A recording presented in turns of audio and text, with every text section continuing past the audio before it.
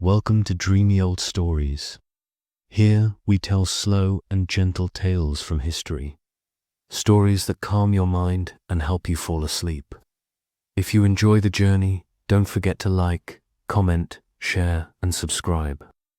Now, let's begin tonight's dreamy story. Hey everyone, tonight we're dimming the lights and stepping quietly into a world that smells like old leather, candle smoke, and faintly damp parchment. It's the 15th century, which means people are still arguing about whether the earth moves around the sun. And the idea of borrowing a book means maybe never seeing it again. So, settle in. Take a deep breath. Because tonight we're not diving into battles, or plagues, or royal betrayals. We're wandering into something far more patient, the slow, meticulous, occasionally maddening process of cataloguing books. In one of the most ambitious libraries in medieval Europe, the Vatican Library.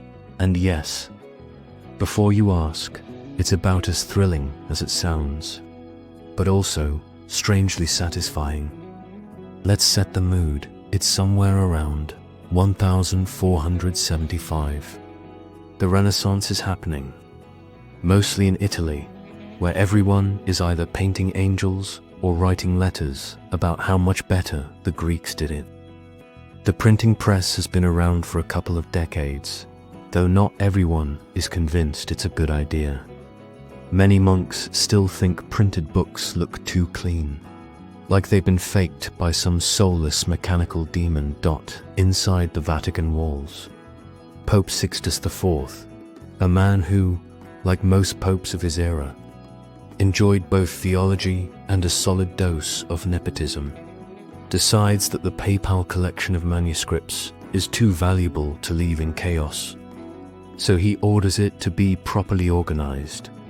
And that, dear listener, is where our sleepy story begins. Imagine a vaulted room, tall, cool, and echoing slightly when someone coughs.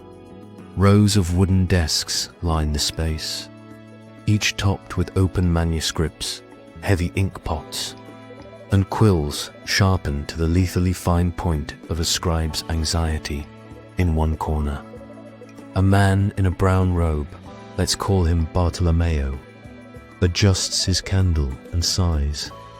His job is simple on paper. Write down the titles, subjects, and locations of hundreds of manuscripts collected by centuries of popes, scholars, and opportunistic crusaders who happened to find books in Constantinople. But as he opens each volume, he faces a problem familiar to anyone who's ever dealt with someone else's filing system. Nothing matches. Some manuscripts are labeled in Latin, some in Greek, a few in awkward Hebrew. Others have no title at all, just a decorative first letter the size of a dinner plate and a vague sense of holiness. Bartolomeo, like most catalogers of his time, has to make judgment calls. Is this book about theology, law, philosophy, astronomy? Does the Pope even need to know the difference? He writes carefully, greater than item unum, librum de naturali philosophia. One book on natural philosophy, simple enough, until he realizes there are 12 other books that could also be described exactly that way. So he adds a note, greater than in folio magno, cum ligatura rubra, in large folio, with a red binding. And that's how medieval cataloging worked, by vibes, color, and the faint hope that future librarians would remember what big red one meant. The Vatican Library, officially founded in 1475, wasn't the first to attempt organization, but it was the most ambitious. Pope Sixtus IV ordered the appointment of a librarius, effectively the first chief librarian, named Bartolomeo Placina, a former soldier, scholar, and professional complainer who had once been imprisoned by the papacy for criticizing the Pope's spending habits. Now, miraculously, he was in charge of the papal collection. This was, you might say, an interesting HR decision. But Sixtus IV liked the idea of putting a man of letters and grudges in charge of preserving the written word. And Plattner, despite his past irritation with authority, was good at what he did. He created one of the first systematic catalogues of the Vatican's holdings. Each manuscript was entered by author, title, if it had one, subject, and sometimes physical description. But here's the fun part. The catalogues weren't meant for public browsing. This wasn't your modern library. You couldn't just walk in and check out the City of God or a commentary on Aristotle. Access was granted to approved scholars, a list that mostly included clergy, diplomats, and whoever the Pope happened to like that week. Now, the manuscripts themselves were a mixed bag. Some were theologically vital, copies of scripture, letters of early church fathers, and canonical decrees. Others were, shall we say, less essential, treatises on astrology, translations of ancient Greek medical theories, and the occasional romance story that no one was supposed to admit was there when Plattner began organizing them. He also had to deal with another problem: duplication. Medieval collectors loved owning multiple copies of the same text, preferably in different scripts, just to prove they could. So for every Summa Theologica, there might be 5 versions, one written in a hand so tiny it looked like an ant's diary, another illuminated with so much gold it could blind a novice monk, and one that smelled faintly of fish because the parchment maker lived by the river Plattner had to list them all. And as he did, something quietly revolutionary happened. The idea that knowledge itself could be indexed. Before this, most medieval collections were more like personal hoards. You knew what you owned because you remembered it, or because your assistant remembered where he left it. Catalogues existed, but they were private lists, often written on loose pages that disappeared the moment someone borrowed a book. Plattina's catalogue was meant to last. It was organized by subject, then by author, and finally by physical storage, meaning the shelf and case number. This may sound normal now, but in the 15th century it was like inventing the Dewey Decimal System with a quill pen dot. Each entry looked something like this: greater than Sancti Augustine Opera, in duobus voluminibus, scriptum litteris ligatura Corio Nigro, the works of St. Augustine, in 2 volumes, written in tall script, bound in black leather, neat, efficient, and, for the first time, findable. Let's pause and appreciate how slow all this was. Cataloguing a single manuscript could take hours. Every page had to be checked for missing leaves.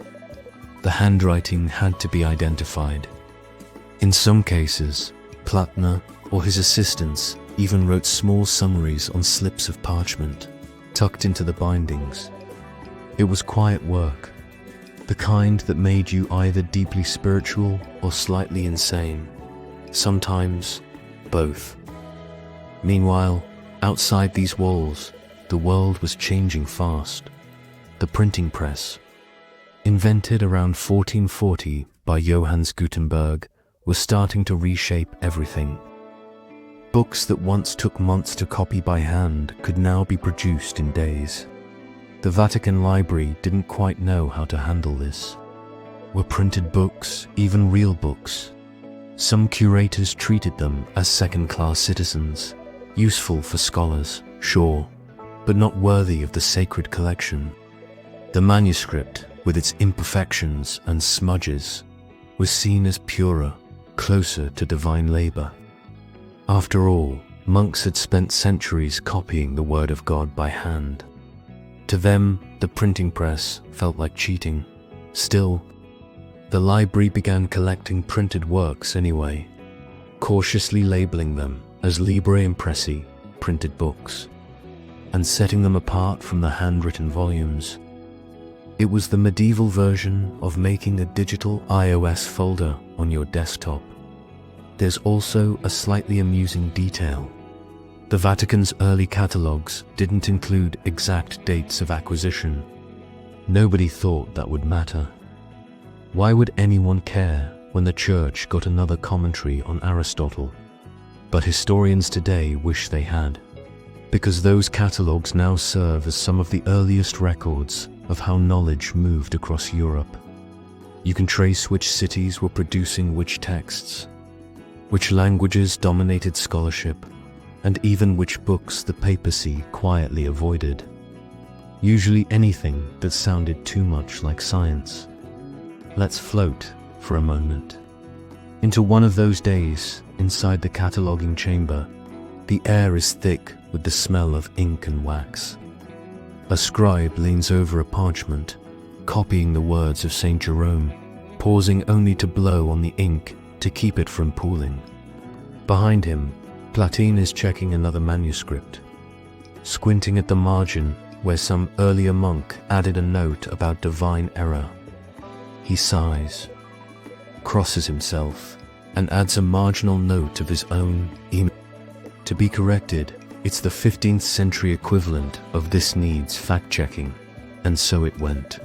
Day after day, for years. Quiet, repetitive, dignified work that laid the foundation for the modern idea of libraries. Not just as storerooms of knowledge, but as systems of information. By 1481, Platana's catalogue listed over 3,500 manuscripts, a staggering number for the time. The Vatican Library had become one of the largest organized repositories of knowledge in Europe, rivaling even the ancient collections of Constantinople. Of course, many of the books had been taken from Constantinople, so that's one way to win the competition. Platner, ever the humanist, saw himself not as a hoarder of texts, but as their guardian. His catalogue wasn't just a list, it was an act of preservation. In an era when fire, humidity, and rodents were constant threats, knowing what you had was often the difference between losing everything and saving civilization.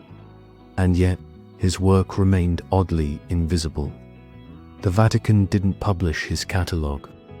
It stayed inside, copied by hand, used by a small circle of scholars who needed to locate obscure commentaries on law or geometry.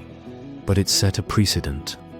Other libraries, Florence, Milan, Venice, began adopting similar systems.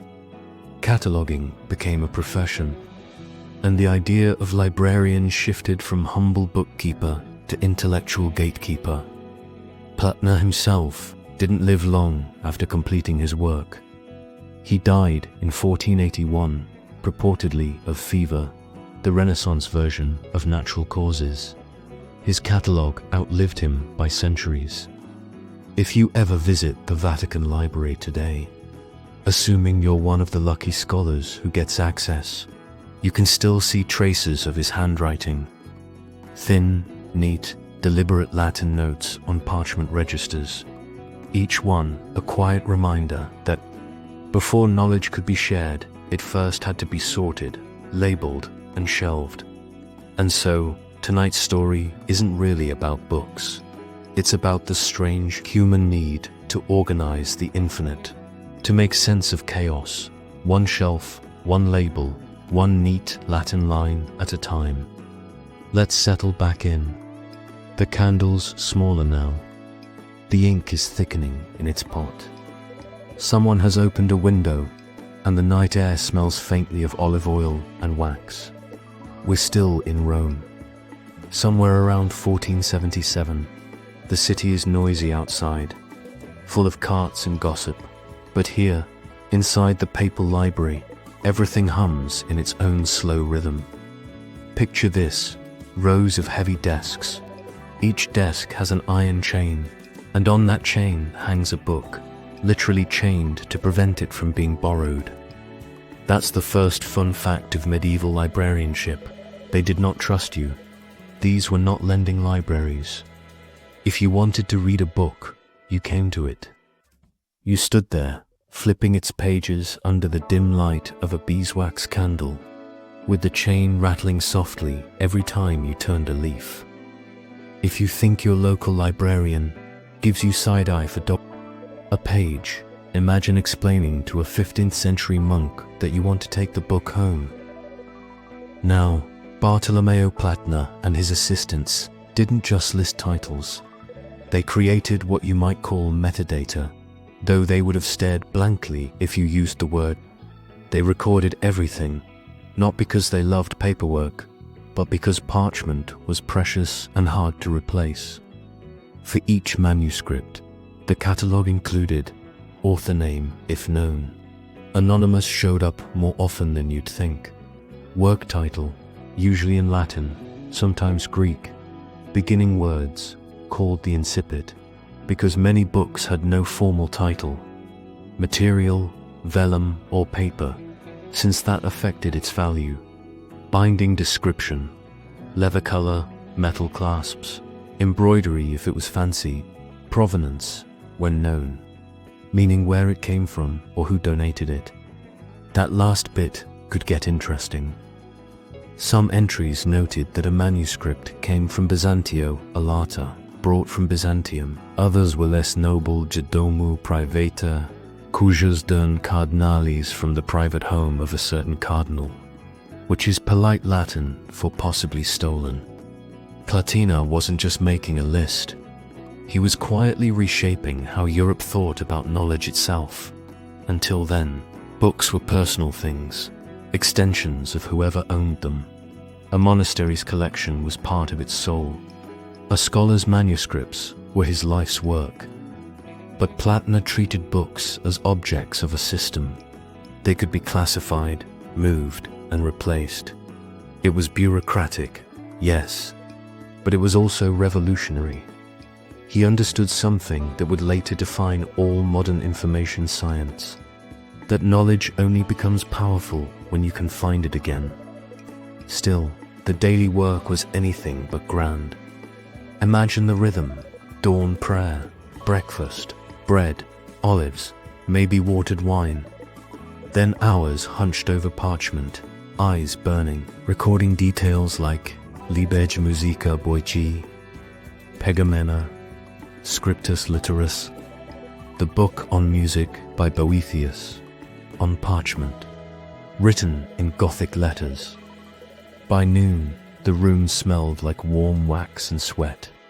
The scribe's fingers were stained black.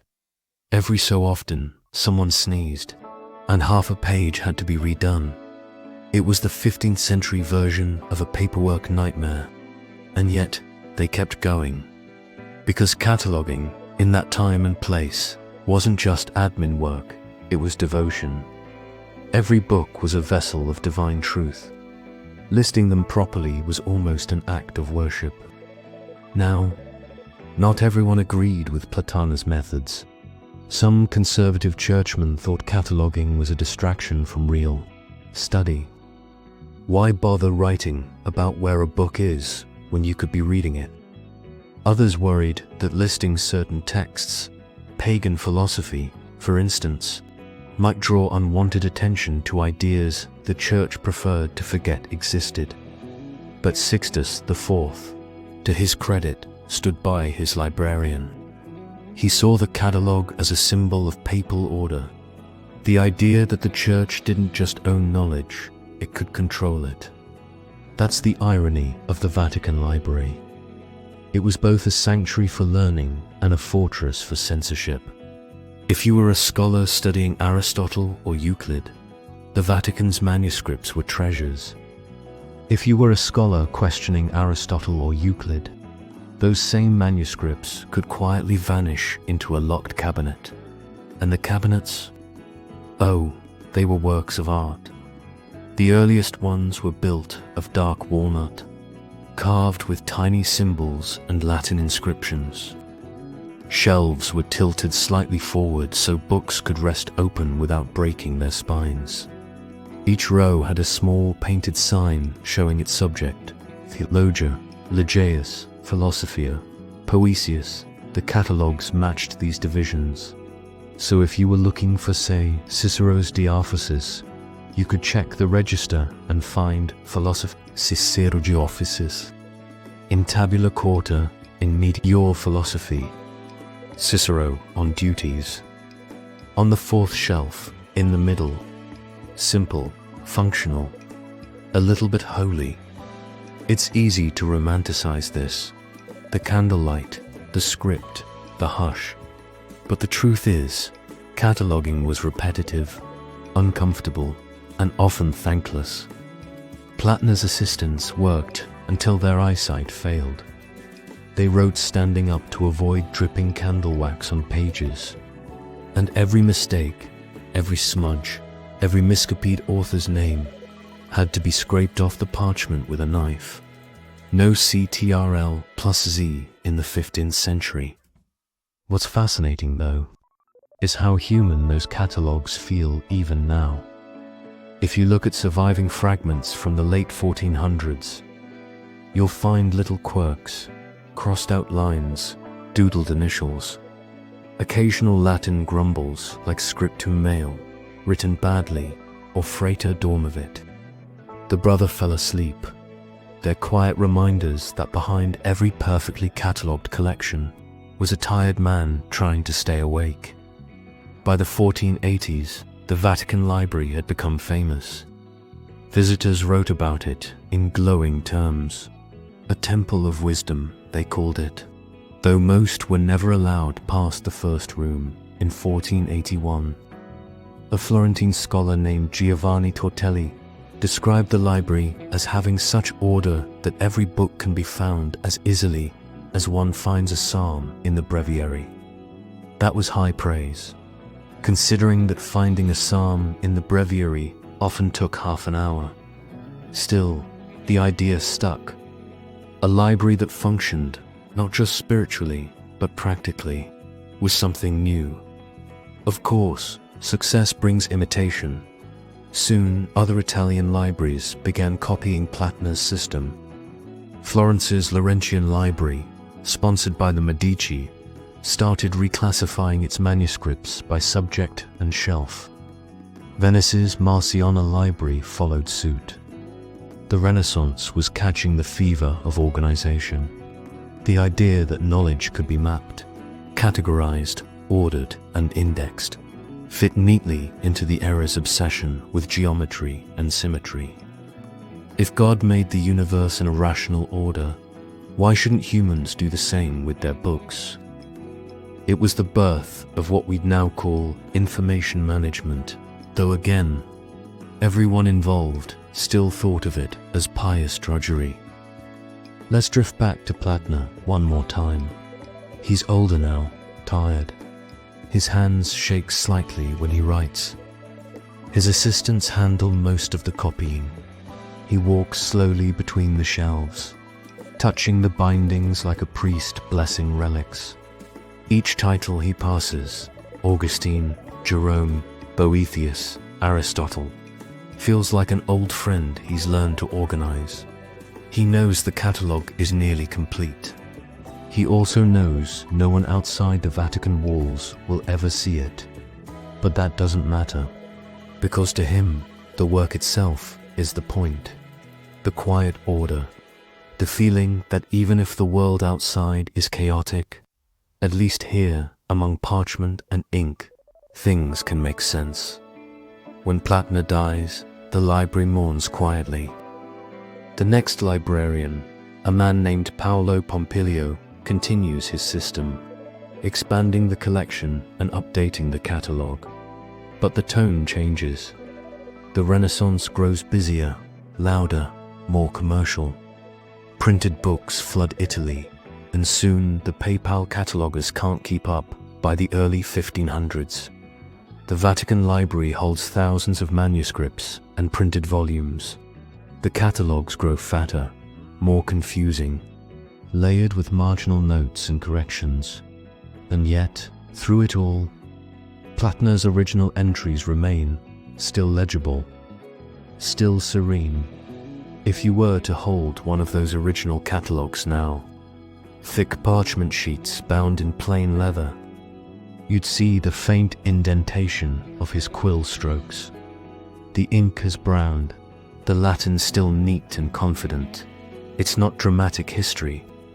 There are no battles, no scandals, just a man and his pen trying to impose order on eternity. But somehow, that's what makes it beautiful, because sometimes the most human thing we do isn't creating knowledge, it's organizing it. And that's how the 15th century Vatican Library, in its quiet, candlelit way, became the mother of all modern catalogues. That means you survived the Vatican's maze of chained manuscripts and the bureaucratic soul of Bartolomeo. You've earned something gentler tonight. So let's loosen the robes a bit and drift north to Florence, sometime around 1485. The air here smells different. Less incense, more ink and ambition.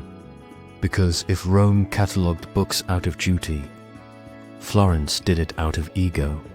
This is, after all, the city of the Medici, the family that could buy God's forgiveness, one illuminated manuscript at a time.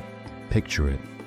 Florence at twilight, the Arno River sliding quietly past its bridges, workshops clinking with metal and glass, and somewhere up a marble staircase. Inside a quiet building attached to the Basilica of San Lorenzo sits the Laurentian Library, the Medici family's grand attempt to prove that being rich also made them cultured. The library was named for Lorenzo de' Medici, known as Lorenzo the Magnificent, and he was magnificent, in that Renaissance way where magnificence meant you owned paintings, poets, and occasionally other cities. Lorenzo loved books, but not just to read. He loved what they represented: power, intellect, civilization. Having a private library in the 1400s was like having a private space station today. It said, "I am above you all," but quietly, with taste. By the time Lorenzo's librarians started cataloguing his collection, Florence had become the European capital of humanism.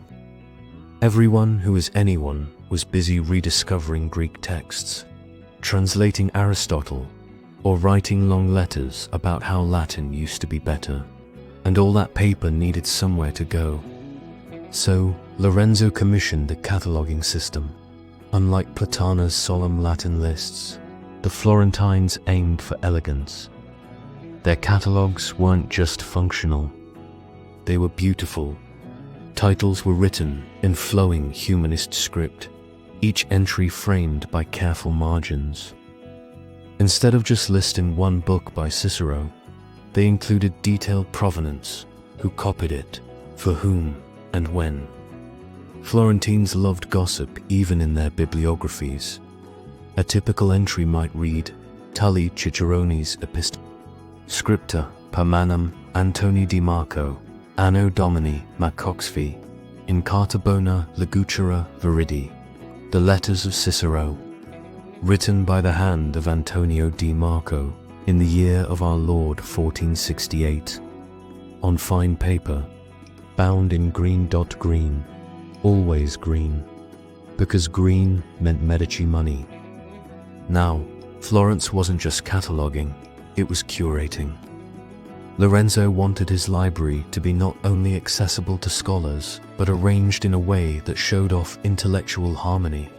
So, the shelves were divided by philosophical lineage, Greek thinkers on one side, Latin authors on the other.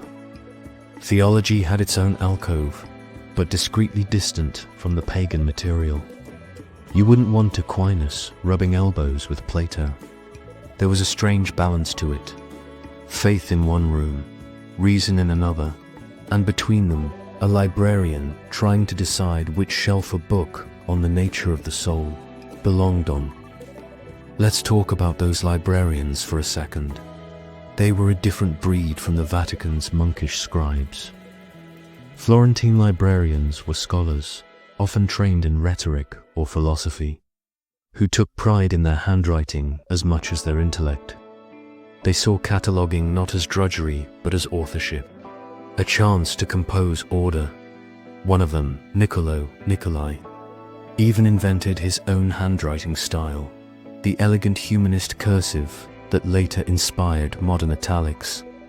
So yes, every time you type in italics, you're channeling a 15th-century Florentine librarian who thought Gothic script was ugly. Nikolai also had opinions. He once wrote that books should be arranged like friends. Those most similar sit side by side, which is charming until you realize it meant he spent weeks reorganizing shelves every time he changed his mind about which philosophers got along.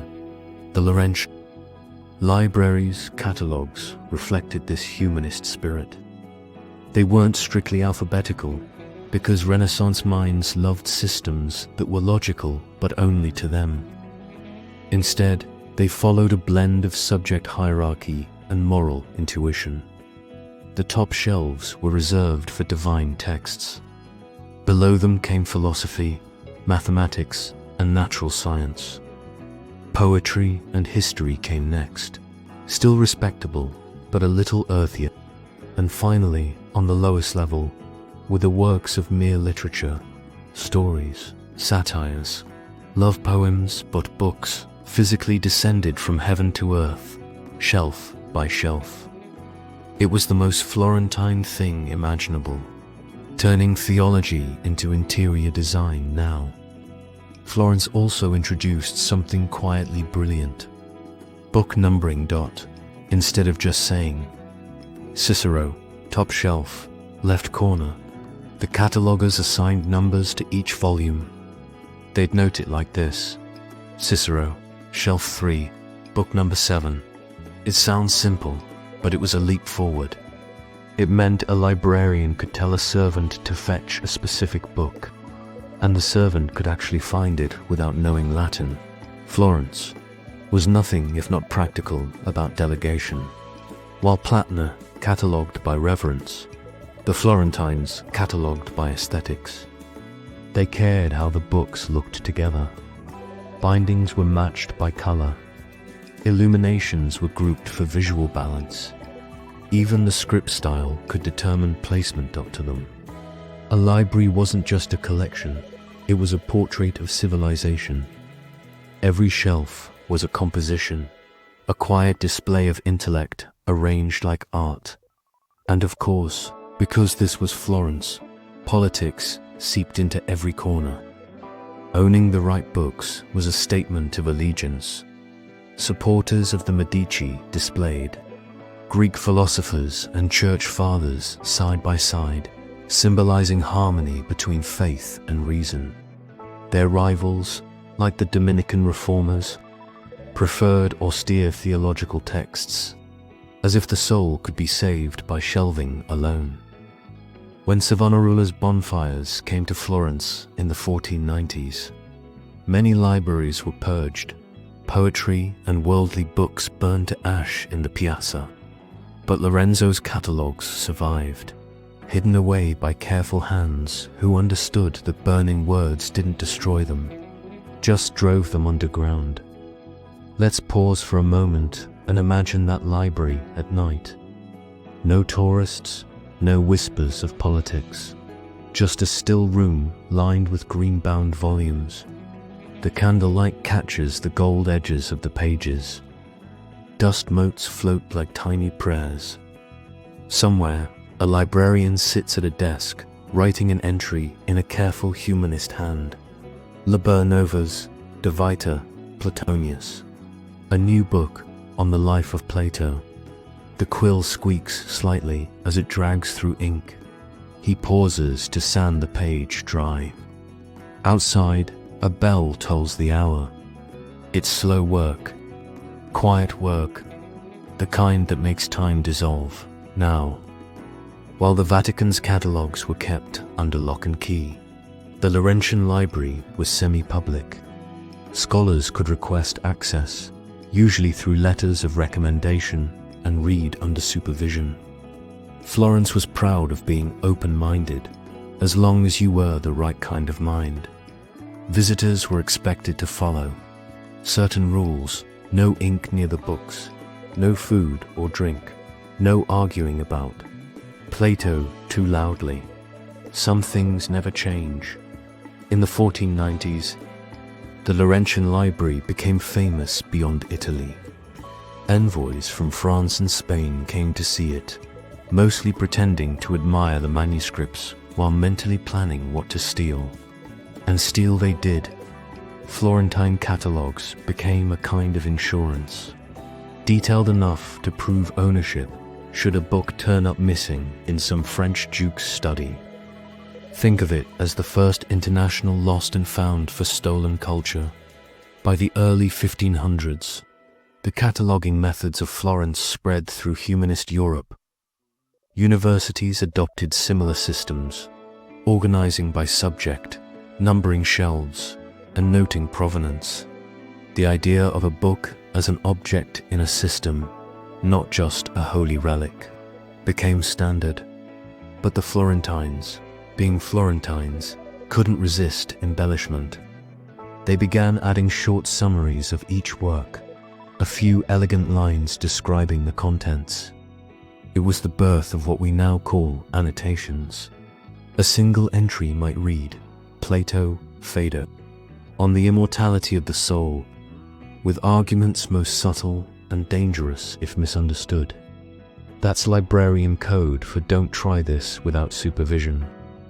One of the last major catalogers of this era was Angelo Policiano, a poet and scholar in Lorenzo's circle.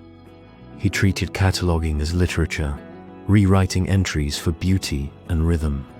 His catalogues read almost like prose poems.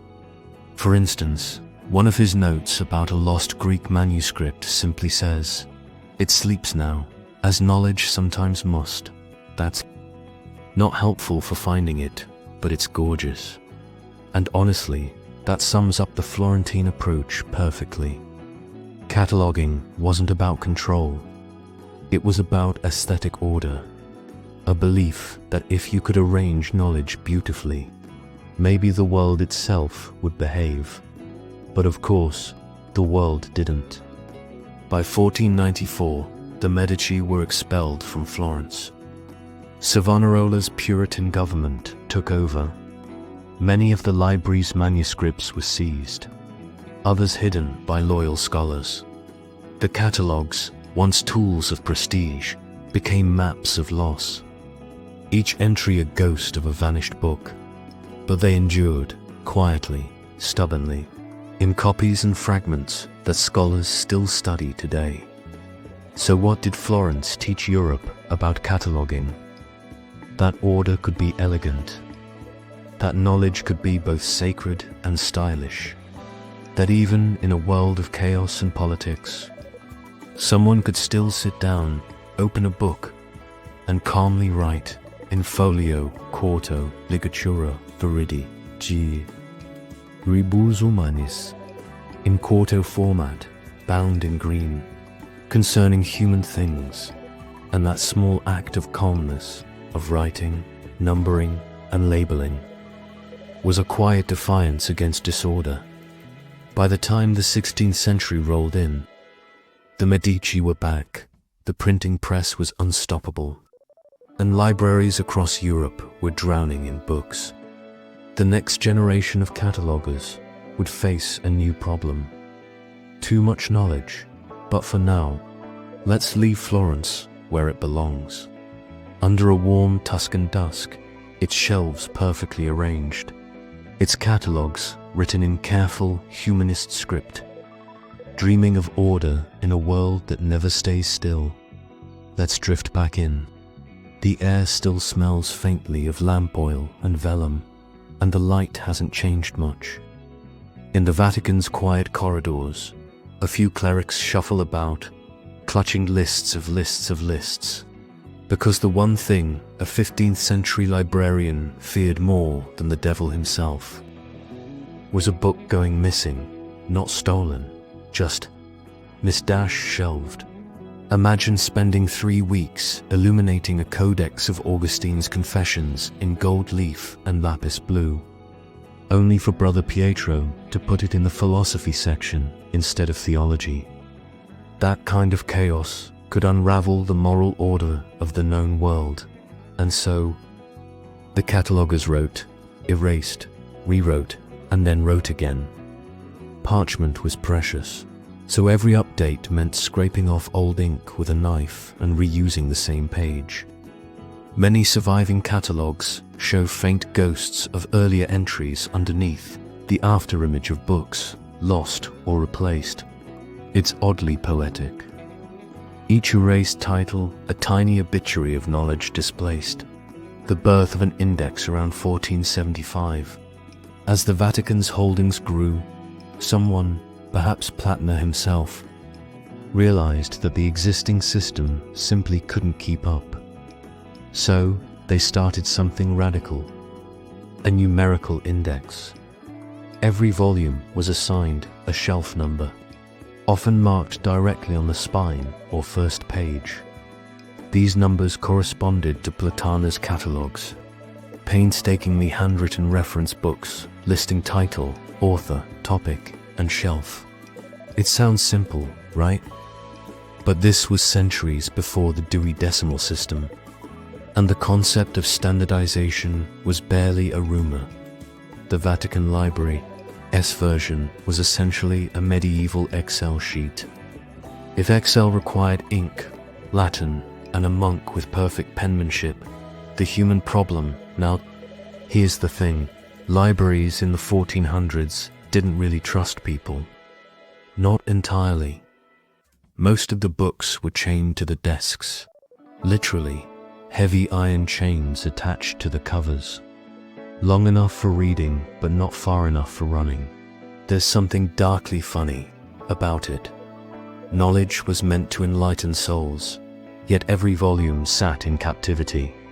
The truth shall set you free, unless you were a 12th century manuscript, in which case you were bolted to a plank, and still books vanished.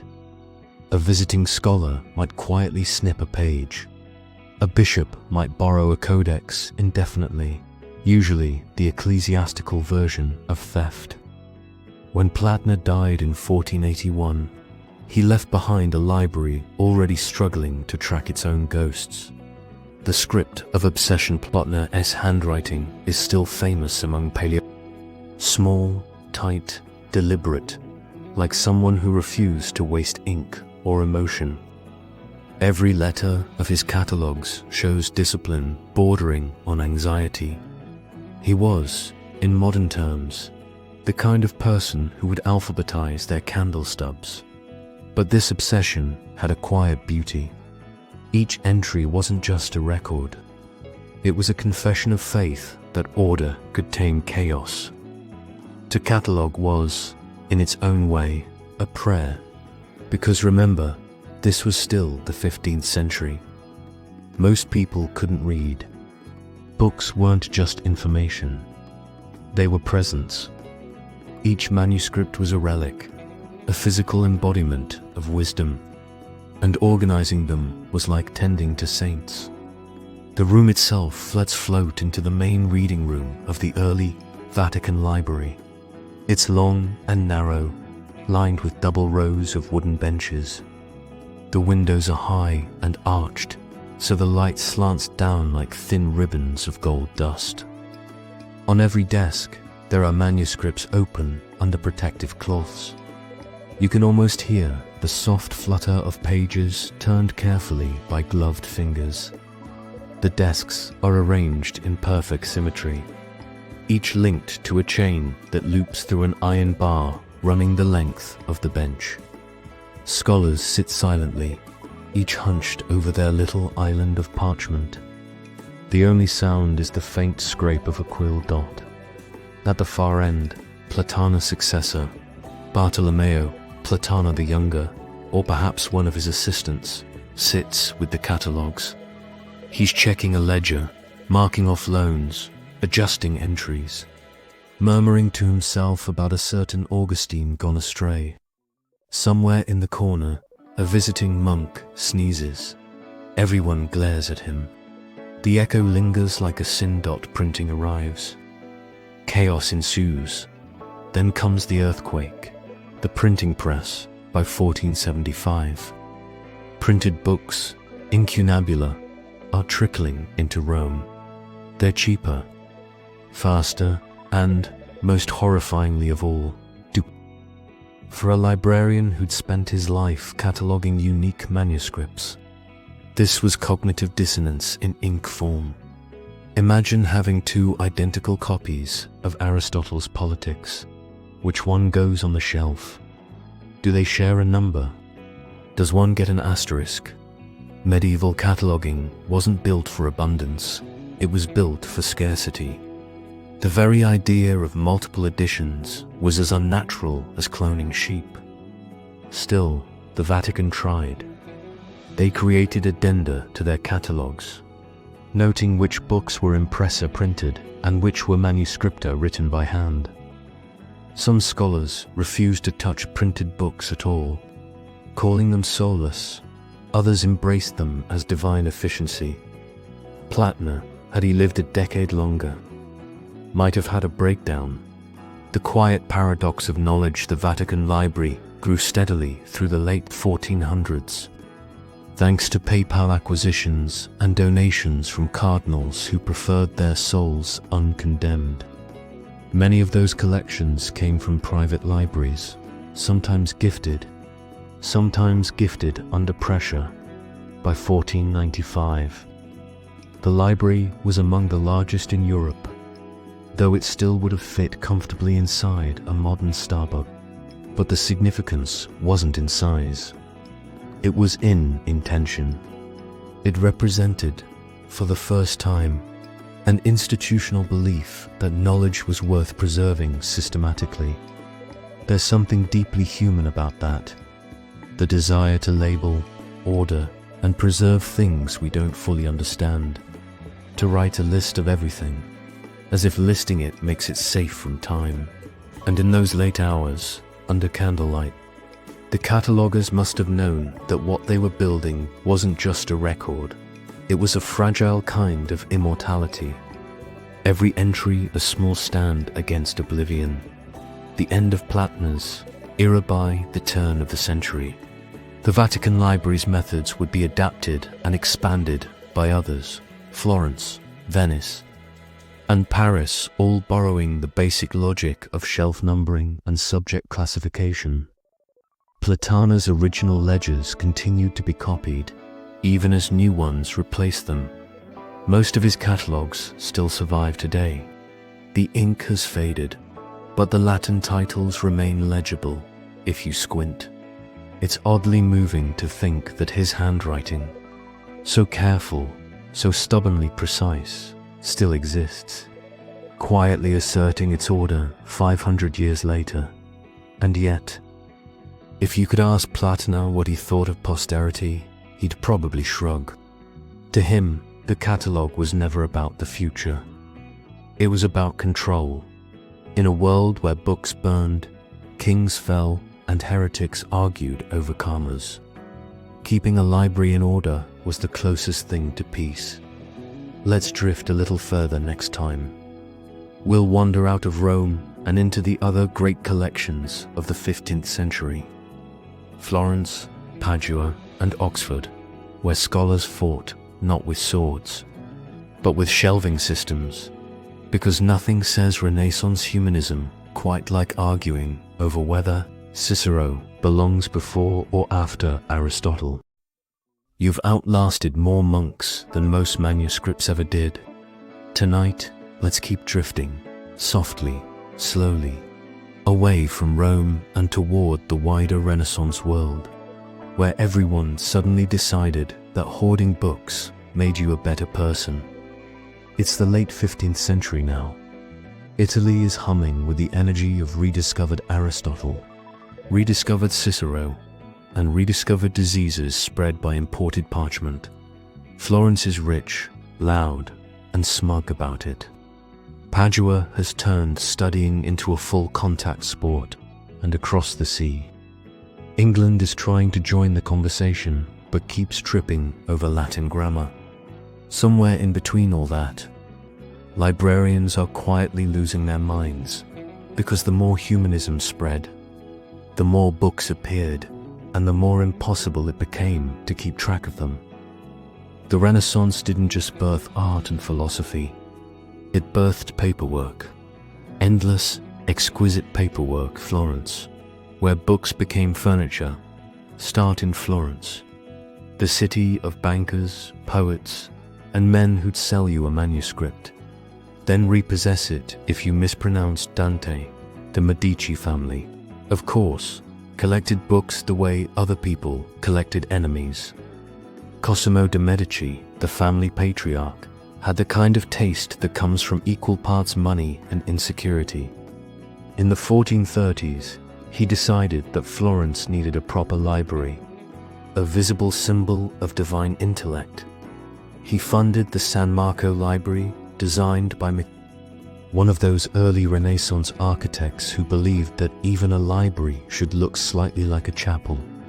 It opened in 1444, and it was a revelation. Picture it: pale stone arches, high windows, long wooden benches with chained manuscripts. The light filters in at a perfect angle, because of course it does. It's Florence. The room feels sacred, but not for God, for paper. Here's the interesting part. The San Marco Library's catalogue was arranged alphabetically. That's right, by the first letter of the author's name. Not by subject, not by language, not by whim, but by the simple, revolutionary logic of the alphabet. It seems obvious now, but in the 15th century that was borderline radical. Up to that point, most catalogues followed the logic of theology. Everything connected to everything else in a hierarchy of divine relevance. Alphabetizing books suggested something scandalous: that authors were equals, and that knowledge could be neutral, of course. That didn't stop the friars from occasionally rearranging things back into holy order. Because what if you put Aristotle before Augustine? Best not tempt fate. The cataloguer's cursory great library eventually acquires a soul, and in Florence, it was the ghost of Niccolo Nicolai. Nicolai was one of those humanists who made knowledge look exhausting. He was rich, sharp-tongued, and had handwriting so beautiful that other scholars hated him for it.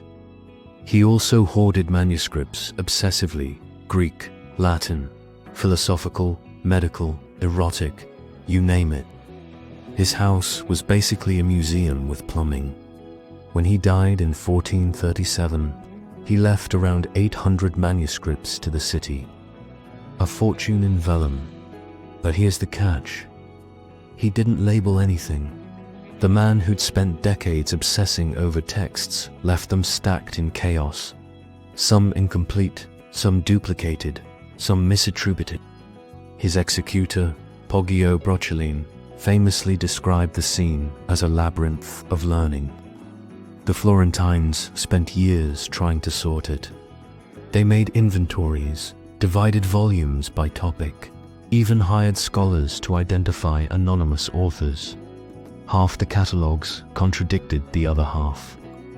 And through it all, Nicolai's handwriting mocked them from the margins: perfect, elegant, and completely unhelpful. Still, his collection became the backbone of Florence's humanist learning. Every time a scholar quoted Plato, there was a good chance they were reading from a Nicolai copy, which means his disorganization accidentally powered an intellectual movement. There's a lesson in that. Probably Padua. The academic junglettes drift north to Padua, home of the university that everyone pretended was more disciplined than it was. By 1450, Padua was a magnet for scholars, students, and opportunistic booksellers. The university library, attached to the cathedral chapter, had one job: to keep books safe from students. That didn't always work. Students borrowed texts for study and returned them with marginal notes. Spilled ink, and sometimes entire missing quires. The librarians complained, the rectors scolded, and the students shrugged in Latin. Cataloguing here was utilitarian. Each book was assigned a number and a short description. Nothing fancy, just enough to know what was supposed to be on the shelf when someone inevitably asked, "Where's Aristotle again?" Still, the Padua Library was pioneering something new: interlibrary lending. Yes, even in the 15th century, people were borrowing books they shouldn't.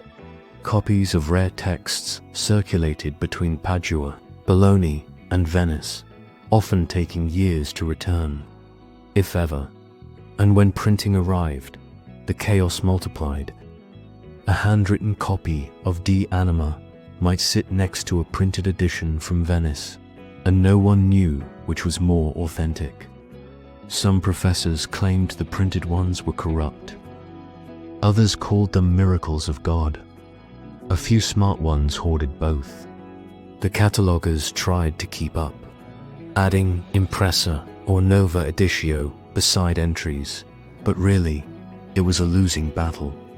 For every new printed title, a new headache appeared.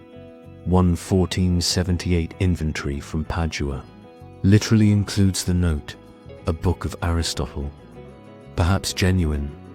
That's medieval cataloging in a nutshell. The English delay across the channel, things moved slower. England in the 15th century was still busy fighting itself, first over roses, then over who got to sit on which throne. Books weren't high on the national priority list, but a few quiet visionaries were laying groundwork for something remarkable at Oxford. Humphrey, Duke of Gloucester, younger brother of King Henry V, decided that England needed to look a little less illiterate. Around 1435, he began donating his private collection to the university. By 1444, Oxford had over 200 books, which was considered astonishing. Humphrey's library became the foundation of the Old Library, later part of the Bodleian. It was organized by subject: theology, philosophy, medicine, and so on. But the catalogues were so inconsistent that even monks admitted confusion. 1450 inventory lists one book twice, once as Philosophia Moralis, and again as Aristotelis Echica, the same text, catalogued as two different works. To be fair, it wasn't entirely their fault. Many of these books didn't have standardized titles. Sometimes the first line of text doubled as the title. So, you'd get entries like book, beginning with Omnis Homo Naturaliter Siri Desideri, which is Aristotle's Metaphysics. It's the 15th century equivalent of saving your files as final doc, final dois, doc and final underscore, this one, doc. The quiet collectors beyond the universities. England's private collectors were growing restless too. One of the most notable was John Tiptoft, Earl of Worcester, a man who combined fine taste in books with a truly unpleasant personality. He was known for his cruelty during the Wars of the Roses, but also for bringing Italian manuscripts back to England. He donated many to Cambridge, where the librarians catalogued them carefully and then lost several during a later political purge. It's a recurring theme in English library history: careful organization, followed by total chaos. By the end of the century, though, something interesting was happening. Monks, scholars, and even a few nobles began to see libraries not just as storehouses, but as symbols of legitimacy. Having a catalogue meant you were civilized, even if no one ever actually found the book they wanted. So, by 1499, Europe was dotted with small but determined libraries. The Vatican was the model of sacred order. Florence was an aesthetic experiment in alphabetical ambition. Padua was an academic mess held together by habit. England was trying its best. Everywhere librarians wrestled with the same dream, to make sense of words, multiplying faster than their ink could dry. They failed beautifully. Let's stay a little longer here. Somewhere between the candlelight and the ink stains of late 15th century Europe, the air is thick with ambition and the smell of old parchment, and every city seems convinced it's the real center of learning. The funny part, none of them were completely wrong. Venice, the Republic of Paper. If Florence was the city of taste, Venice was the city of trade. It sold everything, including knowledge. By the 1470s, Venetian presses were spitting out books faster than anyone could count. For the first time in history, cataloging wasn't about rare manuscripts. It was about volume control. The Marciana Library, the grand project of Cardinal Bessarion, was still being planned, but his private collection was already legendary. Bessarion had fled Constantinople after its fall and brought with him over 700 Greek manuscripts. He gave them to Venice as a gift, part gratitude, part cultural guilt. Imagine the nightmare for the catalogers. Greek titles in strange scripts, fragile parchment, foreign authors no one had read before. The early Venetian librarians needed translators just to make inventory lists. Some books were entered twice, once under a Latin title, once under a Greek one, because nobody wanted to guess wrong. The Marciana's earliest catalogues were half scholarly, half desperate. Entries read like this: a book, possibly by Aristotle, in Greek, with many pages. A solid effort. Still, Venice's printers changed the game. The Aldine Press, founded by Aldus Manutius in 1494, began producing small, portable books, octavos, that anyone could afford. Suddenly, libraries had to deal not only with chained manuscripts, but with cheap paperbacks. Aldus even created his own mark, the famous dolphin and anchor symbol, which helped catalogers distinguish his editions. In a sense, he invented the first proto-publisher's imprint, long before ISBN numbers were even a fantasy. The irony, for all its innovation, Venice's library catalogues were always behind. No one could keep up with the flow of books. It's like trying to alphabetize a river. The dream of total order, in a while, scholars across Italy were fantasizing about a perfect catalogue, one list that could organize all human knowledge. The idea wasn't new. Medieval scholars had tried it with theology, calling it the Summa. Renaissance humanists tried it again, with reason and grammar. But books multiplied faster than ideas could contain them. There's a poignant tension in those 15th century inventories. Every entry tries to impose calm on a universe that's clearly outgrowing its shelves. You can feel it in the margins, corrections, arrows, extra words squeezed between lines. The cataloger keeps reaching for perfection, and the books keep moving. Even today, when you look at those manuscripts, you see fingerprints, candle burns, smudges of wax. It's not just history, it's the physical record of obsession. Back in Florence, the Lorenzian after Cosimo de' Medici, came Lorenzo the Magnificent, who lived up to his nickname mostly by spending recklessly and throwing parties intellectuals pretended to enjoy. Lorenzo inherited not just wealth, but Cosimo's love of books. Under his rule, the Medici collection became the foundation of what we now call the Laurentian Library Biblioteca Medicea Lorenziana. He hired the great humanist Marsilio to translate Plato, and gathered scholars around his villa in Karaji. These men believed that by reading ancient wisdom, they could rebuild moral perfection. That's a lot of pressure to put on parchment. The library grew quickly. Its catalogues became more sophisticated, divided by language, then by discipline. Greek philosophy in one section, Latin poets in another. For the first time, libraries started to look like intellectual maps. Each shelf whispered an argument about how the world should be arranged. Of course, when Lorenzo died in 1492, everything nearly collapsed. Political upheaval scattered parts of the collection, and cataloguers had to start again. The surviving inventories list dozens of books as missing after the Troubles. It's a polite way of saying probably stolen. Even so, the Lorenziana became the Renaissance ideal, a building where beauty and order lived together, pretending to be eternal. England wakes up. Let's drift north again. Around 1476, William Caxton set up England's first printing press at Westminster. The English reaction was equal parts amazement and mild suspicion. Suddenly, a man could own a printed Bible without having to borrow one from the local monastery. The universities, particularly Oxford, panicked a little.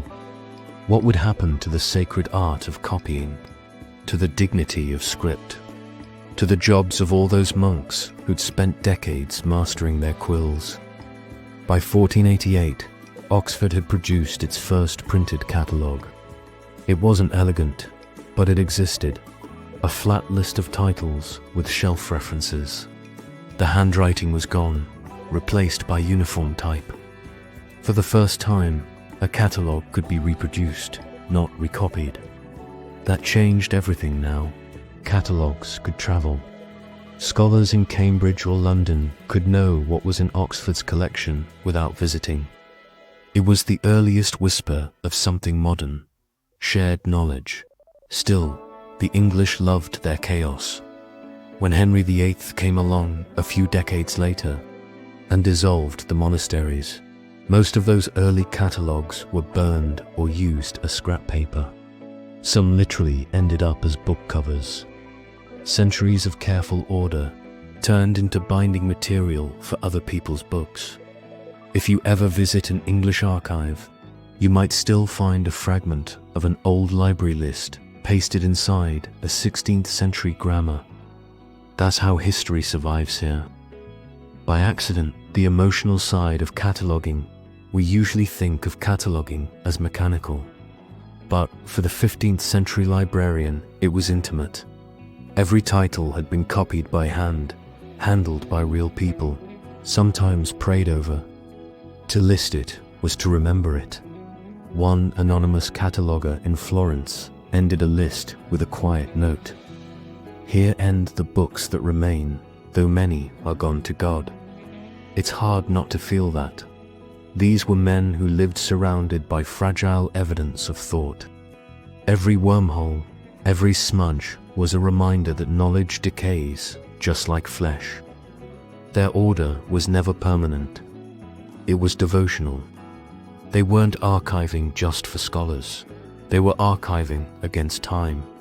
Meanwhile, beyond Europe just before the turn of the century, rumors reached Europe of immense libraries in the East. Places like the Topkapi Palace in Istanbul, or the libraries of Persia, filled with Arabic manuscripts and scientific works. European cataloguers were fascinated and quietly terrified. Reports described thousands of volumes, mathematics, astronomy, medicine, all neatly arranged by topic. The Muslim world, it turned out, had been cataloguing efficiently for centuries. In comparison, Europe looked like it had just learned to count. This sparked a wave of envy disguised as scholarship. Latin translations of Arabic bibliographies began to circulate, and librarians copied their structure. It's no coincidence that after 1500, European catalogues suddenly start dividing books into science, philosophy, and medicine, categories lifted almost directly from Islamic precedent. Even the act of classifying knowledge was global long before anyone admitted it. The century turns, so here we are. 1499 fading into 1500. The candle gutters. The cataloger yawns. He's sitting at a desk somewhere, maybe in Florence, maybe in Padua, inking the last line of an inventory that already feels outdated. The press next door is printing new books faster than he can write. He sighs, closes the ledger, and thinks, briefly, that maybe the world has too many words now. But he doesn't stop. He sharpens his quill, dips it again, and begins a new list. Because to catalogue is to believe that order is still possible. If you've made it this far, congratulations. You've successfully survived several centuries of Latin dust, monastic candle smoke, and the general aroma of ink and self-importance. Tonight, we drift even deeper into the belly of the 15th-century Vatican Library. Not the glamorous Renaissance image of gold-leaf ceilings and Michelangelo-adjacent magnificence. No, this is before that. This is when the place was mostly stacks of codices, arranged with the enthusiasm of a man who had too much parchment and too little daylight. Let's settle back into that dim corridor of thought, where someone, probably named Bartolomeo, because of course, is still writing Catalogus, Codicum Latinorum for the 5th hour straight. The ink has thickened, the nib is tired, and the candle is starting to weep wax like it's mourning the idea of ever seeing daylight again. The 15th century, especially in Rome, was a strange time to be surrounded by books. You had an explosion of learning thanks to humanism, but also a church that wasn't entirely sure how it felt about all that new thinking. On one hand, knowledge was divine. On the other, knowledge could get you excommunicated if it wandered too far from Scripture. So, the Vatican's librarians were not only catalogers, they were gatekeepers of acceptable curiosity. Let's take a quiet walk down one of those corridors, lined with chained books. Yes, literally chained. Each manuscript was attached to its desk or shelf, because even in the Holy See, theft was apparently a problem. These chains gave the room a soft, clinking soundtrack every time a scholar flipped through a codex. Imagine that, the lullaby of learning, candle crackle, distant Latin muttering, and the metallic whisper of a book that doesn't trust you. The chief librarian, Bartolomeo, had been appointed by Pope Sixtus IV. Plattner was, in many ways, the Renaissance version of a man who had finally landed his dream job, after being imprisoned by the same pope who later promoted him. Yes, you heard that right. Plattner had been jailed in 1468 for criticizing papal policies. A few years later, the same pontiff made him the head librarian. Because, why not? Renaissance nepotism had its sense of irony. Plattner's first task wasn't just keeping the books in order. It was defining what order meant. You see, before him, cataloguing had been a bit of a Each collection had its own system, its own handwriting, its own sense of logic that would make modern librarians weep. Plattner wanted something better. He envisioned a central catalogue that could tell the scholars of Christendom what the Vatican actually owned. Not through word of mouth, but through precise lists. He started writing Liber Christi AC Omnium Pontificum, which wasn't exactly a catalogue, but more of a historical record. Still, the project reflected his mindset, that knowledge should be recorded and made accessible, even if accessible meant requesting permission from 5 clerics and a suspicious guard in practice. The cataloguing involved a few core steps. First, the identification of each manuscript, Its title, if it had one, author often guessed. Subject and physical description. Second, its placement, where it sat in the growing labyrinth of armaria, those wooden cabinets that held the codices. And third, the recording of its condition. This was less about preservation than pride. A well-bound volume in smooth parchment was a sign of prestige. A rat-nibbled one, less so. Let's float for a moment into one of those corners of the library where Platana's assistants, mostly underpaid clerks, were hunched over tables. They copied catalogue entries by hand, each with slightly different Latin abbreviations. You can imagine the tension when one scribe's card, lot 101, didn't quite match another's. Medieval metadata problems, essentially. And then there were the even though the 15th century was already flirting with print.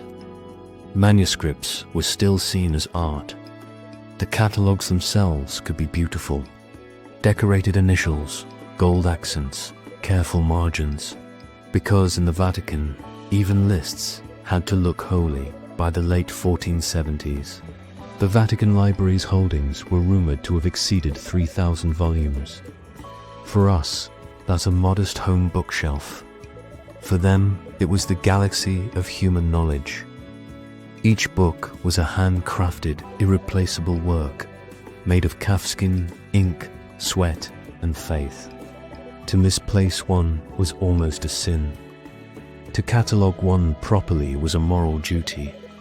What's fascinating is that Platana's approach wasn't just about the physical books. He also believed in recording who donated them. Each entry was, in a way, a social ledger. So, alongside the title of Aristotle's Metaphysics, you might find a note like Ex Dono Cardinalis Bessarianus, meaning gift of Cardinal Bessarion. It was part library, part vanity project.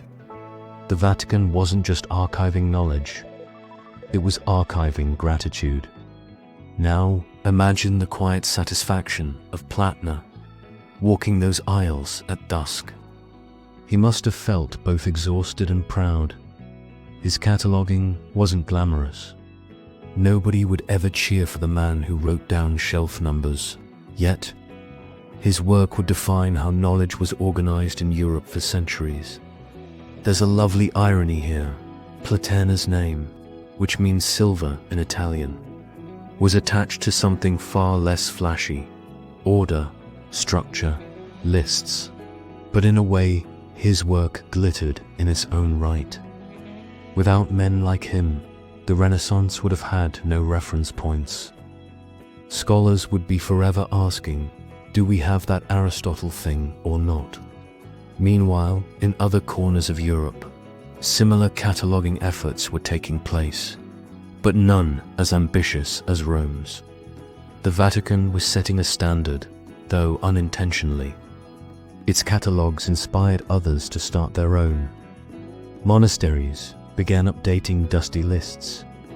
Universities began classifying their manuscripts with more care.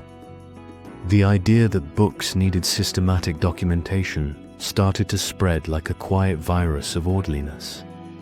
By now, the evening has deepened in our 15th century Rome. The candles burn low, and the marble floors are cooling. Somewhere, Platana closes a codex with a sigh that sounds almost like prayer. Tomorrow, he'll continue to catalogue, as he always does. There will always be one more volume to describe, one more shelf to label, one more Latin phrase to get wrong. And as he leaves the room, locking the doors to keep the books safe from curious hands, he probably doesn't realize that 500 years later, people will still talk about him, softly, of course, as the man who taught the church how to keep its knowledge in order. Let's drift for a bit before moving on, because next we'll follow the journey of how cataloguing spread beyond the Vatican, how the idea of organizing human thought turned into a quiet revolution in libraries across Europe. But for now, Let's sit in that flickering candlelight, surrounded by the soft sound of parchment settling and ink drying, the heartbeat of a world that's learning to remember itself. By the late 1470s, the Vatican Library had become something curious, a mix of divine reverence and bureaucratic headache. You could say it was both a temple and a filing cabinet. Platnar's system, while elegant for its time, was always chasing the chaos of human ambition. Popes came and went. Scholars requested texts they couldn't spell. And somewhere in the corner of it all, a librarian was muttering under his breath about yet another mislabeled codex. Now, to understand how this system functioned day to day, picture the actual process of finding a book. You didn't just stroll in, pick something off a shelf, and curl up by a window. No, you'd make a formal request. You'd write down the title or what you thought the title was on a slip of parchment, submit it to the librarian, and then wait. Sometimes for hours, sometimes for days, because that librarian would have to consult the master catalogue, an enormous handwritten ledger that looked like it had absorbed the dust of 10 pontificates, and then dispatch an assistant to fetch the volume from the correct armorium, and that's if the catalogue was up to date. Often it wasn't. Platner's dream of precision was constantly undermined by reality. Books went missing, were borrowed temporarily, or moved for reasons no one remembered. There were even records of books being reclassified because a scribe decided they felt more theological than philosophical today. It was a fragile ecosystem of ink and opinion. One of the surviving early Vatican catalogues shows just how much effort went into description. Entries would include the author, sometimes the opening line, and occasionally a note about decoration. For instance, a manuscript might be listed as in folio, Litteris aureis ex dono cardinalis Orsini. In folio, with golden letters, gift of Cardinal Orsini. These weren't just notes of record. They were a kind of reverence.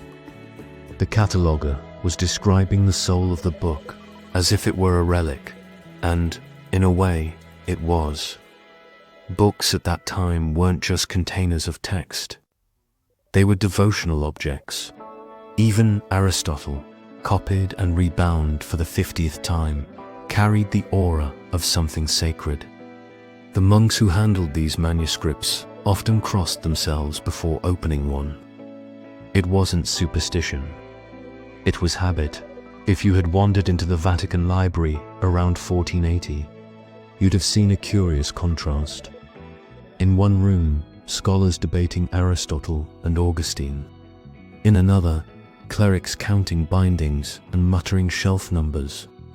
It was the medieval brain divided, half dreaming, half filing Platine. For all his ambition, knew that no system could truly contain the chaos of knowledge. He once wrote that books are like people, born in order, living in confusion, and dying in dust. It's not entirely clear whether he meant that as wisdom or complaint, but either way, it's accurate. What's especially interesting is how the Vatican's cataloging efforts reflected its political mood. When a new pope ascended, he often wanted to make his mark, literally. That meant expanding the collection, commissioning new shelves, or reorganizing the catalogue to feature his preferred topics. Theology first, philosophy second, natural science somewhere near the bottom. Every pontificate reshuffled the intellectual furniture, and the librarians sighed, quietly, and reached for fresh parchment by 1481. The library's collection had grown so vast that Platina requested more space. An audacious move, considering most scholars were lucky to have one decent desk. Sixtus IV agreed, commissioning a new building near the Apostolic Palace. It would later become part of the grand Renaissance structure we associate with the Vatican Library today. But in those early days, it was just more room for more dust. The new space allowed for better organization. Books were grouped by language and subject: Latin theology, Greek philosophy, Hebrew texts, even a small section of Arabic manuscripts. Each case was marked with a Roman numeral. Within each case, every volume had a corresponding entry in the catalogue. It sounds tidy, but imagine managing that with quill pens and bad light. Mistakes weren't just possible, they were inevitable. One famous confusion came when a Greek manuscript of Galen's medical writings was catalogued as a work of Augustine. No one noticed for 50 years, which tells you something about how often these texts were actually read. But perhaps the most charming aspect of Panana's library wasn't its order, it was its humanity. He encouraged notes in the margins, not as defacement, but as dialogue. Many Vatican manuscripts still bear comments like Platina dixit, falsum, Platina was wrong, written by later scholars. The cataloguer had become part of the conversation.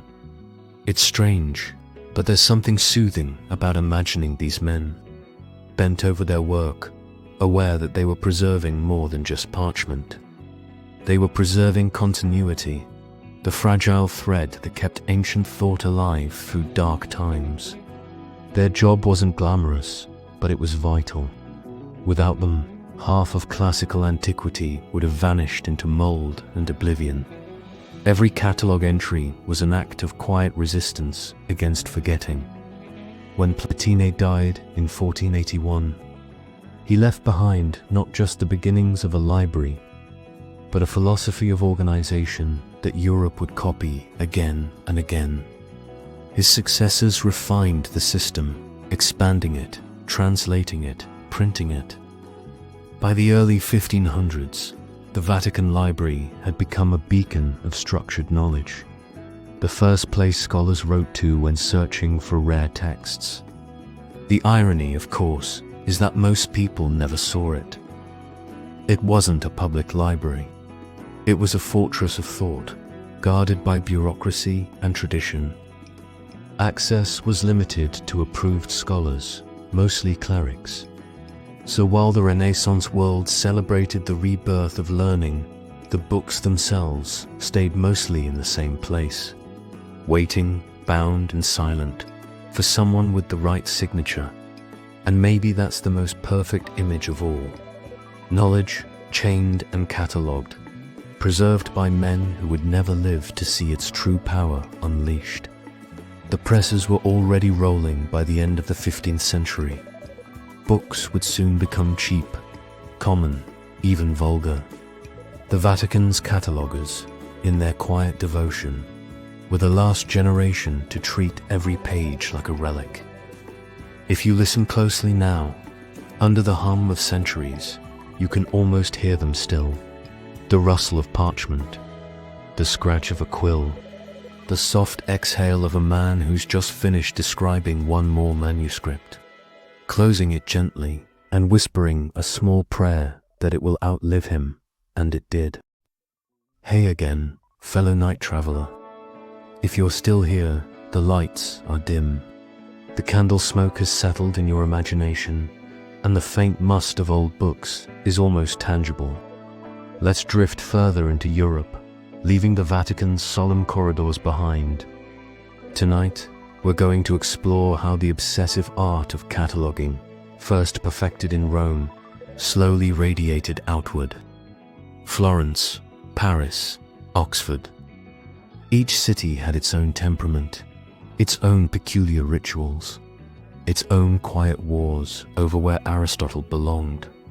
Florence, the alphabet and the gentle madness of Order Florence, is warm, wealthy, and endlessly self-satisfied. By the late 15th century, it had become the spiritual home of humanism. Here, wealth didn't just buy paintings, palaces, or elaborate dinners. It bought knowledge, Cosimo de' Medici, already famous for being impossibly rich and impossibly clever, started what would become one of the city's most significant contributions to library science. His obsession wasn't with money, well, mostly it was with books. Thousands of manuscripts, carefully acquired, carefully illuminated, hopelessly difficult to organize. Cosimo's gift to Florence was the foundation of the San Marco Library. Unlike the Vatican, which relied on hierarchy and sacred order, Florence flirted with something radical: the alphabet. Each book, insofar as it could be titled, was listed by author's name. Greek authors followed Greek authors. Latin authors followed Latin authors. Some works resisted classification entirely, and in those cases, the librarians did what humanists do best: argued about it endlessly, scribbling furious marginalia that read more like medieval Yelp reviews than guidance for future scholars. And then came Niccolò. If Cosimo's approach was elegant and orderly, Niccolai's was obsessive. He collected manuscripts as if they were endangered animals. Greek texts, Latin texts, philosophy, poetry, medical treatises, erotic literature, he hoarded it all. By the time of his death in 1437, his private library was a labyrinth of beauty and disorder. The inventory left behind described 800 manuscripts, many of them anonymous, many incomplete, many missing. Cataloguing them was less a job than a decades-long negotiation with chaos itself. His executor, Poggio Brocellini, spent years trying to make sense of Niccolai's collection. He created catalogues, rearranged shelves, and argued with colleagues about which texts belonged together. By the end, the Florentine approach to cataloguing was a blend of rigorous system and resigned confusion, the humanist ideal of perfect order, always chasing an unattainable dream. Florence also contributed to the practice of noting provenance, recording the donors, the dates, even the conditions of gifts. A cataloguer might list a manuscript of Cicero's letters with the simple note, "Is Dono Cardinales Bessadionis," a quiet act of reverence, acknowledgement, and political signaling all at once. Knowledge was sacred, but it also needed to be traceable to a person of social importance. By the late 15th century, Florence had developed a system of alphabetized catalogues, subject-based groupings, and marginal commentary. The city's libraries were still small by modern standards, but they were incubators of a new intellectual rigor, the belief that books could, at least in theory, be organized rationally. Padua and Venice. The struggle of academic cataloguing lets drift north to Padua, home to one of Europe's oldest universities. Here, scholars were less concerned with aesthetics and more concerned with survival. Students borrowed books, sometimes returned them, sometimes didn't. Cataloguing in Padua was utilitarian: assign a number, note a title if legible, describe the volume, and hope for the best. The Padua Library developed a rudimentary numeric system, a medieval attempt at shelf control. Books were often chained, occasionally corrected, and frequently missed. Printed editions, which began arriving from Venice in the late 1470s, complicated the process. A scholar would have to specify whether they wanted a handwritten copy of Aristotle or a freshly printed one, sometimes both. Venice, meanwhile, was a hub of production and duplication. The Aldine Press, founded by Aldus Manutius in 1494, was producing Greek and Latin texts on a scale previously unimaginable. These small, portable octavo editions allowed knowledge to circulate rapidly. For librarians, the consequences were immediate. multiple editions, varied translations, and the constant question of authenticity. Catalogers struggled to differentiate manuscripts from prints, Greek from Latin, and genuine Aristotle from something that looked like Aristotle but probably wasn't. The Marciana Library, envisioned by Cardinal Bessarion, became a model for managing large collections. Even so, early inventories read like frantic notes to oneself, book in Greek, possibly Aristotle, maybe 50 leaves missing, once owned by. The human element, guesswork, pride, fatigue, is visible on every page. The Venetian example shows that cataloging was never just mechanical. It required judgment, observation, and a bit of educated intuition. Even the most meticulous list could not fully capture the chaos of knowledge in motion. Paris, the university and scholarly debate across the Alps. Paris approached cataloging with academic rigor and pedantic thoroughness. The Université de Paris, especially the Sorbonne, had a rich tradition of textual scholarship. Books were fewer than in Italy, but the stakes were high. Theology and philosophy dominated, and students' futures could depend on the ability to locate a single treatise. Catalogues were written in a clipped Latin, often listing titles along with author and sometimes the opening line of text, because titles could be ambiguous. The emphasis was precision over accessibility. Marginalia were frowned upon. Accuracy was everything. Even so, chaos persisted. Books were borrowed for term papers, long before term papers existed, and sometimes never returned. A cataloger might spend weeks trying to locate one volume, only to discover it had been misfiled or had a missing folio. Every catalogued book was both a treasure and a potential headache. The French approach also emphasized subject-based classification more rigorously than Florence. Theology first, philosophy second, law somewhere in between, and medicine often relegated to a dusty corner. There was little room for humanist flexibility here. Order was priority. Even if it meant creating absurdly large categories that lumped Aristotle, Augustine, and obscure scholastic commentators together. Oxford and England, a slow awakening. Now let's cross the channel to England. In the 15th century, England was still recovering from political instability, but a few quiet visionaries began establishing serious libraries. Chief among them was Humphrey, Duke of Gloucester, who donated his personal collection to Oxford. His 1430s acquisitions, including hundreds of manuscripts, became the foundation for what we now know as the Old Library. Oxford's cataloguing was still rudimentary. Books were listed by subject, but there was no standardization.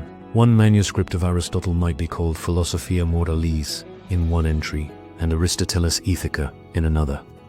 Later, librarians added notes about provenance, but often only when they had time. Much like Florence and Padua, English cataloguing was a combination of order and improvisation by the 1470s. William Caxton's printing press at Westminster introduced a new wrinkle. Now libraries had to differentiate manuscripts from printed works, impressa versus manuscripta. Oxford responded by creating annotations in their inventories indicating format, language, and condition. The English, slow to adopt humanist cataloguing ideals, nevertheless began experimenting with systems that anticipated modern bibliographic practices. The emotional underpinning across all these cities. A common thread emerges. Cataloguing was not a mechanical exercise. It was human, emotional, and often tinged with anxiety. Catalogers were caretakers of the past, aware that every misfiled page or missing folio could erase centuries of accumulated wisdom. Marginalia, provenance notes, and careful descriptions were ways of asserting control over a chaotic intellectual universe. Cataloguing also reflected social hierarchies. Donations from wealthy patrons were carefully noted, sometimes even in gilded ink. To fail to recognize a donor could be politically dangerous. Every ledger, every entry was therefore a balancing act: accuracy, reverence, and diplomacy. By the end of the 15th century, Europe had developed a patchwork of cataloguing practices. Rome had its divine hierarchies, Florence its aesthetic humanism, Venice its chaotic, trade-driven pragmatism, Paris its pedantic scholasticism, Oxford its slow but careful English rigor. Each reflected local culture, intellectual priorities, and, inevitably, the limitations of human patience. And somewhere in all of this, the books themselves waited, silent, fragile, and enduring. Each volume was a universe unto itself, chained to a desk or shelf, catalogued in ink and hope, quietly asserting its presence against the eroding march of time. You're deep enough into history that the smell of vellum feels almost real. Tonight, let's settle further into the 16th century, a time when cataloguing began to transform, subtly and inextricably, as Europe awoke to the reality of print. Unlike the 15th century, when books were scarce treasures, the 16th century saw a flood. The presses were multiplying. Venice, Paris, Nuremberg, London. A single printer could churn out dozens of copies per month, each potentially entering a library and upsetting whatever delicate order had been imposed over decades. Cataloguers suddenly found themselves in an unusual position. Not only were books multiplying faster than ever, but there was now a type of book, the printed edition, that was almost impossible to ignore. Venice and the Aldine explosion, Venice continued to dominate the European printing world. Aldus Manutius had already revolutionized the design of books: portable octavo editions, italic typefaces, and consistent punctuation. But for cataloguers, Aldus created both opportunity and chaos. On the one hand, his imprint, the Dofnandanker, provided a reliable marker for provenance. On the other hand, every new edition required a cataloguer's attention. Was it a new text, a reprint, or a misprinted copy? And should it be grouped with manuscripts, or with other printed works? Venice's librarians, who were used to dealing with a trickle of manuscripts, suddenly faced an unrelenting torrent of ink and paper. The Marciana library was forced to adapt. Early catalogues started including author title, sometimes multiple titles, language format, folio, quarto octavo edition notes, on provenance condition, writing all of that by hand, for hundreds of volumes, without ever getting a decent cup of coffee. Venetian cataloguers developed shorthand, marginal symbols, and even early cross-referencing systems. By necessity, they became more methodical than their predecessors in Florence or Padua. And yet, chaos persisted. One surviving inventory notes a single manuscript as De Natura Rerum. In Greek, October 1495, impresso, Venetia, ex dono clarissimi viri, sed folia incompleta. Translation: a Greek text printed in Venice, generously donated, but some pages are missing. It's concise, but it hints at the constant struggle. Books arrive damaged, incomplete, misattributed, and the cataloguer had to note every imperfection. Paris, and the standardization of ordering Paris. The Sorbonne and the royal libraries began formalizing Cataloguing practices. Parisian scholars were obsessively meticulous. They created hierarchies not only of subject but of importance.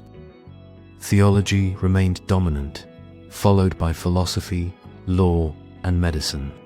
Greek and Hebrew texts, which were becoming increasingly available through imports from Italy, were catalogued separately, often in their original languages, a choice that delighted some scholars and terrified others. The French approach emphasized accessibility. Catalogues included precise shelf locations and cross. If a scholar requested Aristotle's metaphysics, the cataloguer could provide not just the entry but the cabinet, the shelf, and sometimes even the likely chain attached to the volume. Yet human error remained inevitable. Marginal notes from the period reveal subtle frustrations. One librarian complains that a manuscript labeled Ex Aristotle turned out to be a commentary on Cicero instead. Another observes that a well-intentioned scholar had stolen the volume for temporary consultation and never returned it. Chaos, as always, lurked just beneath the veneer of Order. Oxford and English adaptations. Meanwhile, in England, libraries slowly began to emulate Italian and French innovations. The University of Oxford's collection, enriched by Duke Humphrey and later patrons, faced unique challenges. Manuscripts were rare and expensive. Printed editions were arriving in small numbers but growing rapidly.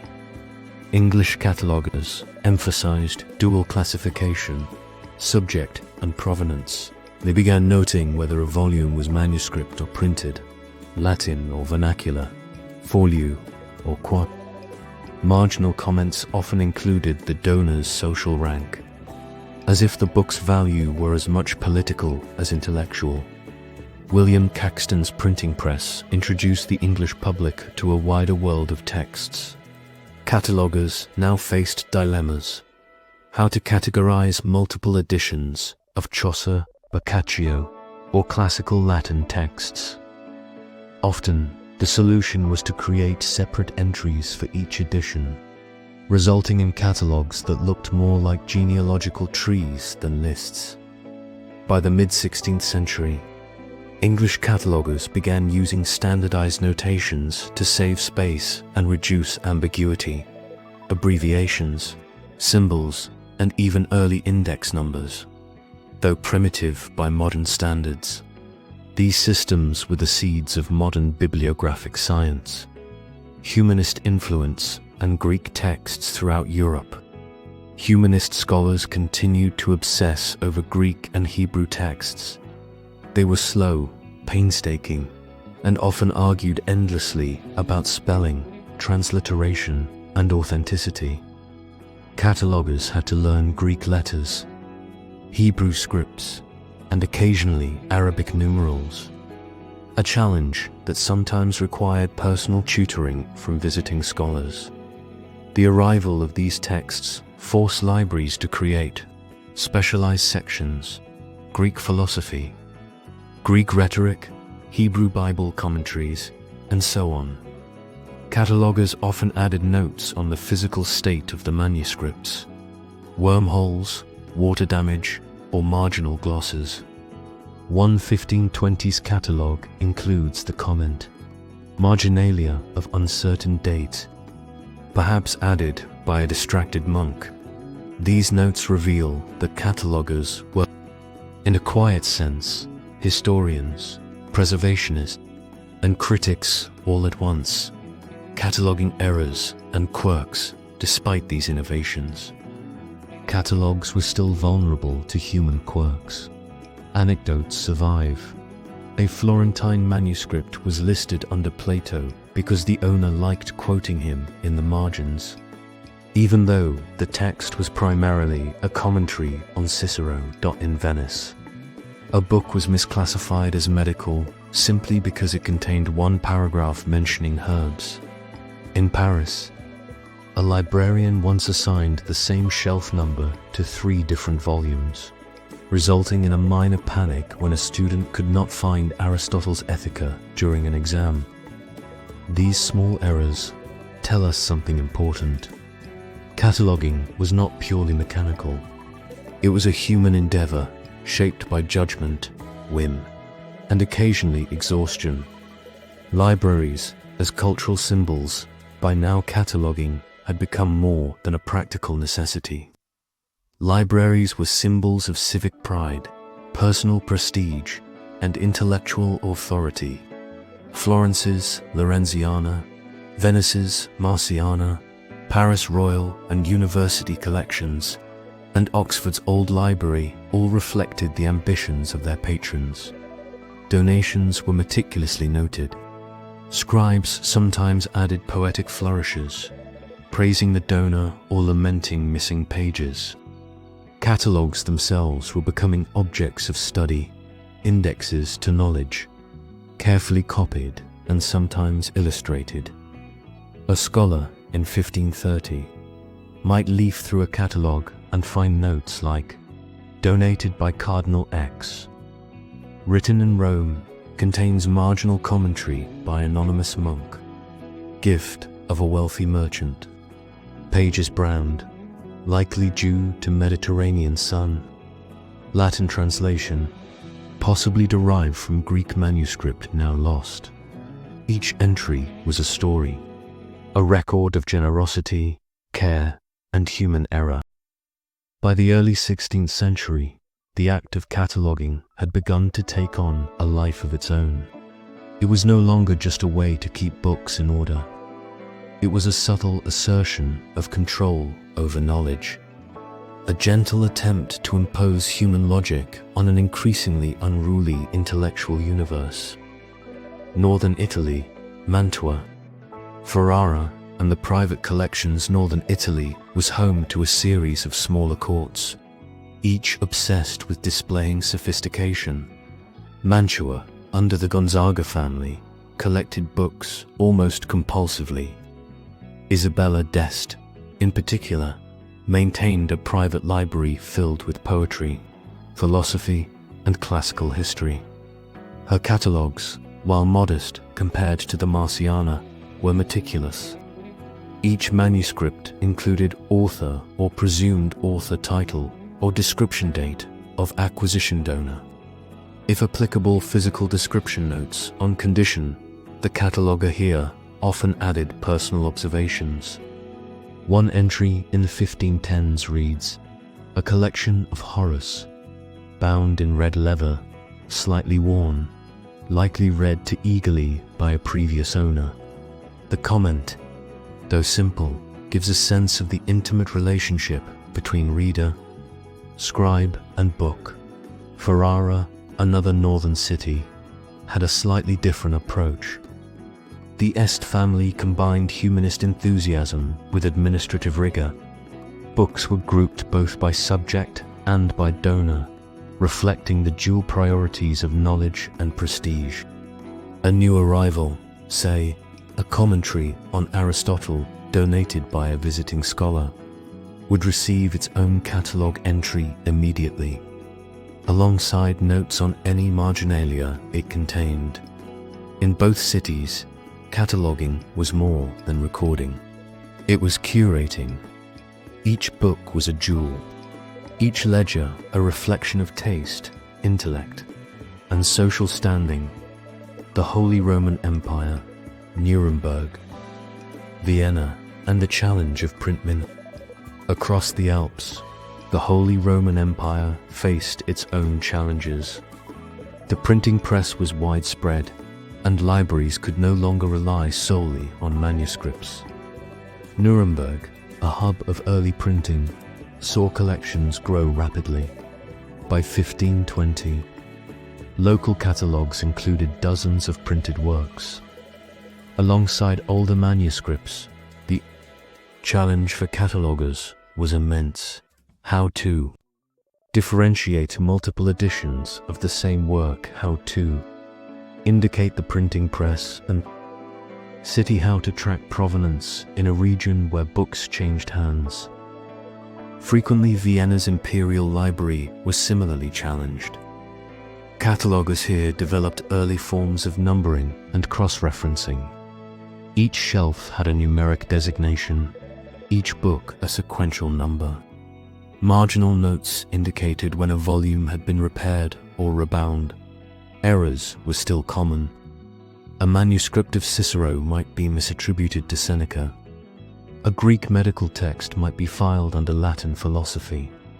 Yet these imperfections give modern historians insight into the human effort behind cataloging. Every misfiling reflects judgment calls, fatigue, and sometimes pure exasperation. Spain and Portugal, cataloging in the age of discovery in the Iberian Peninsula. The discovery of the New World brought new intellectual challenges. Spanish and Portuguese libraries suddenly received texts on navigation, geography, and ethnography, often in multiple languages. Catalogers had to decide, does this belong under geography, natural history, or the history of conquest? The Escorial Library, founded by Philip II in the later 16th century, illustrates this perfectly. Its early catalogues were structured by subject, but included extensive notes on origin and language.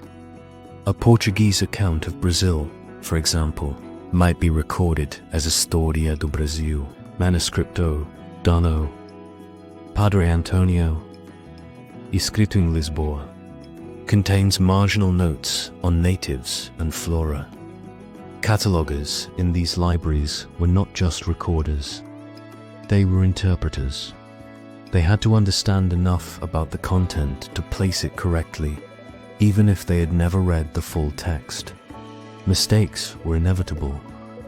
In fact, some volumes were misfiled for decades because the cataloger guessed wrong. Germany, Wittenberg, Leipzig, and the Reformation challenge. The Reformation added another layer of complexity. Libraries in Wittenberg, where Martin Luther taught, suddenly had to deal with controversial texts. Catalogers needed to indicate whether a book was orthodox, heretical, or somewhere in between. Marginalia became politically sensitive. One incorrect note could invite suspicion from local authorities. Leipzig and other university towns faced a similar issue. Printed books spread rapidly, and catalogues had to differentiate them from manuscripts. Scholars often protested entries, arguing about proper classification. A work by Erasmus might be catalogued under philosophy by one librarian and theology by another. Depending on personal interpretation, this tension illustrates the dual role of cataloguing. It was administrative and political. By recording a book, the cataloger implicitly judged it. The practical side of cataloging by the mid-16th century. Some patterns emerged across Europe. Subject-based classification, theology remained dominant, followed by philosophy, law, medicine, and natural history, provenance notes, donor, city of origin, previous owner, and sometimes even reading history were recorded. Format, notation, manuscript versus printed edition, folio, quarto, octavo, and sometimes binding type, condition notes, wormhole, missing folios, water damage, or welcomed by previous reader. Cross-referencing, early attempts to link texts in multiple volumes or related subjects. Yet, for all these advances, cataloging was still imperfect. Human error was common, fatigue inevitable, and books were often moving targets. New arrivals could disrupt carefully arranged shelves. Multiple editions of a single work could be miswild, leading to confusion for decades. Even so, the emotional element persisted. Catalogers took pride in their work. Each ledger was a record of effort, care, and human judgment. Some left notes expressing frustration or admiration.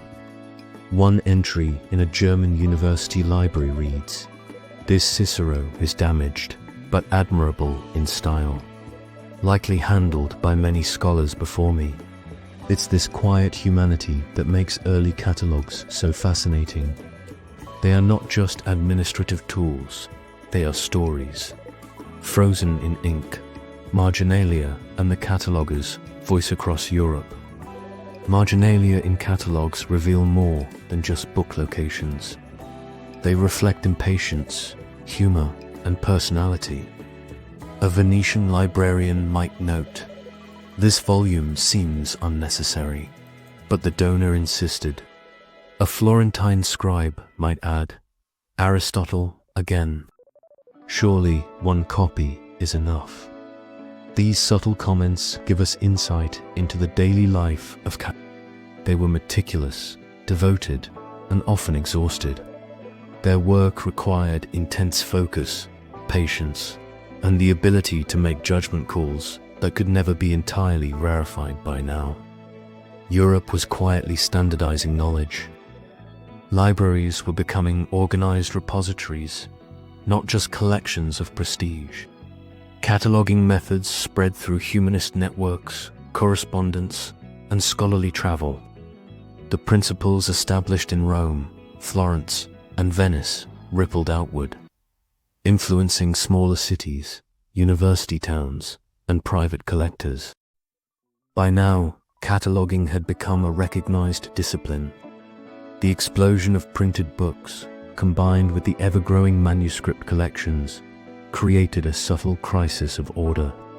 Scholars, librarians, and clerics alike realized that knowledge, if left unchecked, could descend into chaos. Multilingual challenges. One of the defining difficulties of this period was multilingualism. Libraries now held works in Latin, Greek, Hebrew, Arabic, and increasingly vernacular languages: Italian, French, English, Spanish, German. Catalogers faced the constant dilemma: how to organize a text whose language might not match its subject. Take, for example, a Greek medical manuscript donated to a Parisian library. The cataloger, trained primarily in Latin, had to transcribe the Greek title, determine its subject, and note provenance. Often, mistakes were inevitable. One surviving entry in Paris reads, "Hippocrates," in Latin translation, but perhaps not original. Greek copy lost. It's a dry, cautious note, but it reflects the cataloger's balancing act between accuracy and humility. In Venice, multilingual cataloging was both an art and a practical necessity.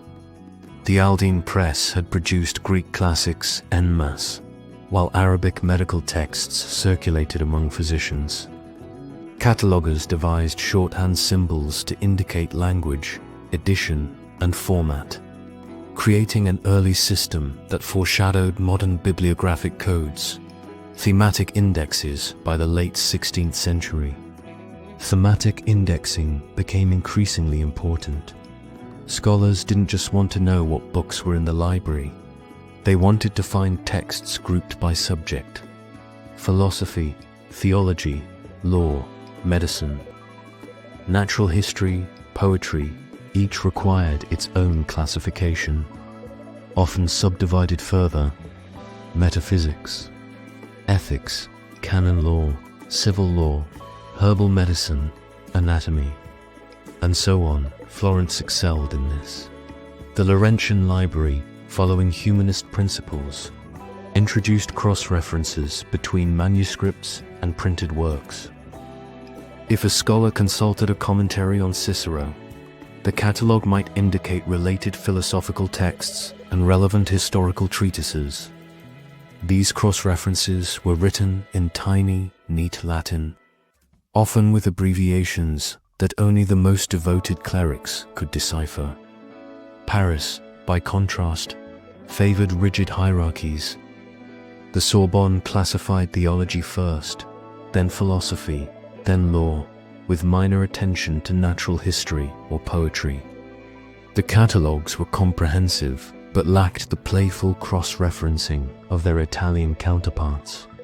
Scholars sometimes grumbled that a useful text on natural philosophy could only be located after an exhaustive search through multiple folios, human, quirks, and catalogue. Humor marginal notes and catalogues continued to reveal the human side of the work. A German librarian in Leipzig once wrote beside an entry, "This Aristotle is surprisingly coherent for something that has survived so long." Previous readers clearly struggled. A Florentine scribe noted, "Why do we need another copy of Virgil? The last one is perfectly adequate." These small comments are precious windows into the mindset of catalogers. They were meticulous, devoted, and often exhausted. Each ledger reflected not only the books it listed, but the personality, humor, and frustration of the person recording them. Even errors could be charming. A Venetian catalogue lists a volume as Galini Liber de probably, maybe. The cautious uncertainty, preserved in ink for centuries, tells us more about the cataloger's humanity than any formal note ever could. Lost and misfiled manuscripts, no discussion of cataloguing would be complete without acknowledging its failures. Books were frequently misfiled, lost, or forgotten for decades. In Florence, a set of Pliny's letters was miscatalogued under rhetoric instead of natural history. It was rediscovered 50 years later in Venice. A rare Greek manuscript was mistakenly attributed to a minor Roman author and remained hidden in a cabinet until a curious scholar noted the handwriting style in Oxford.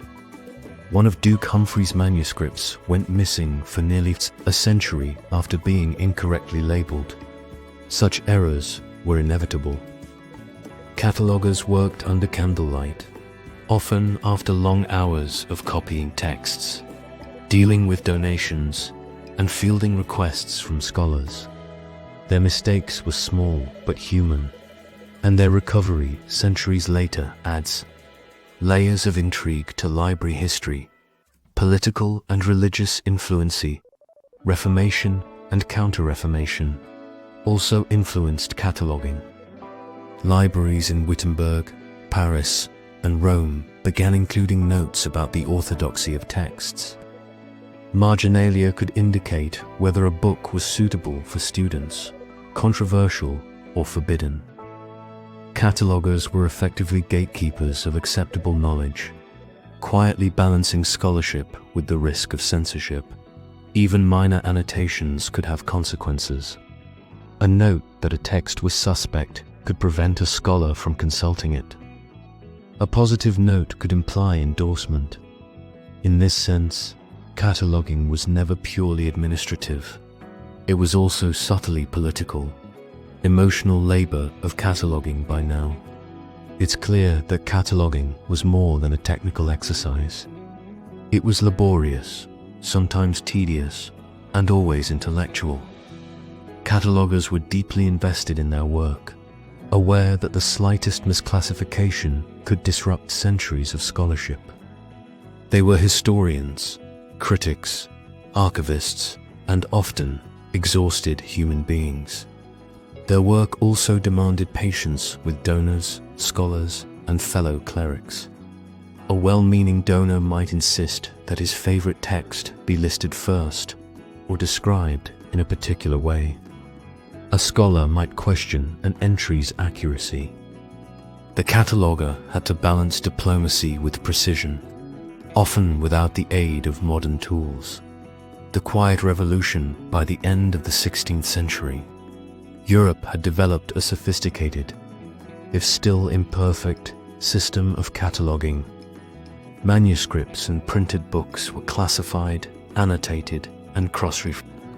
Libraries had become centers of intellectual authority, their catalogues reflecting not only the contents of the shelves, but the personalities and priorities of their creators.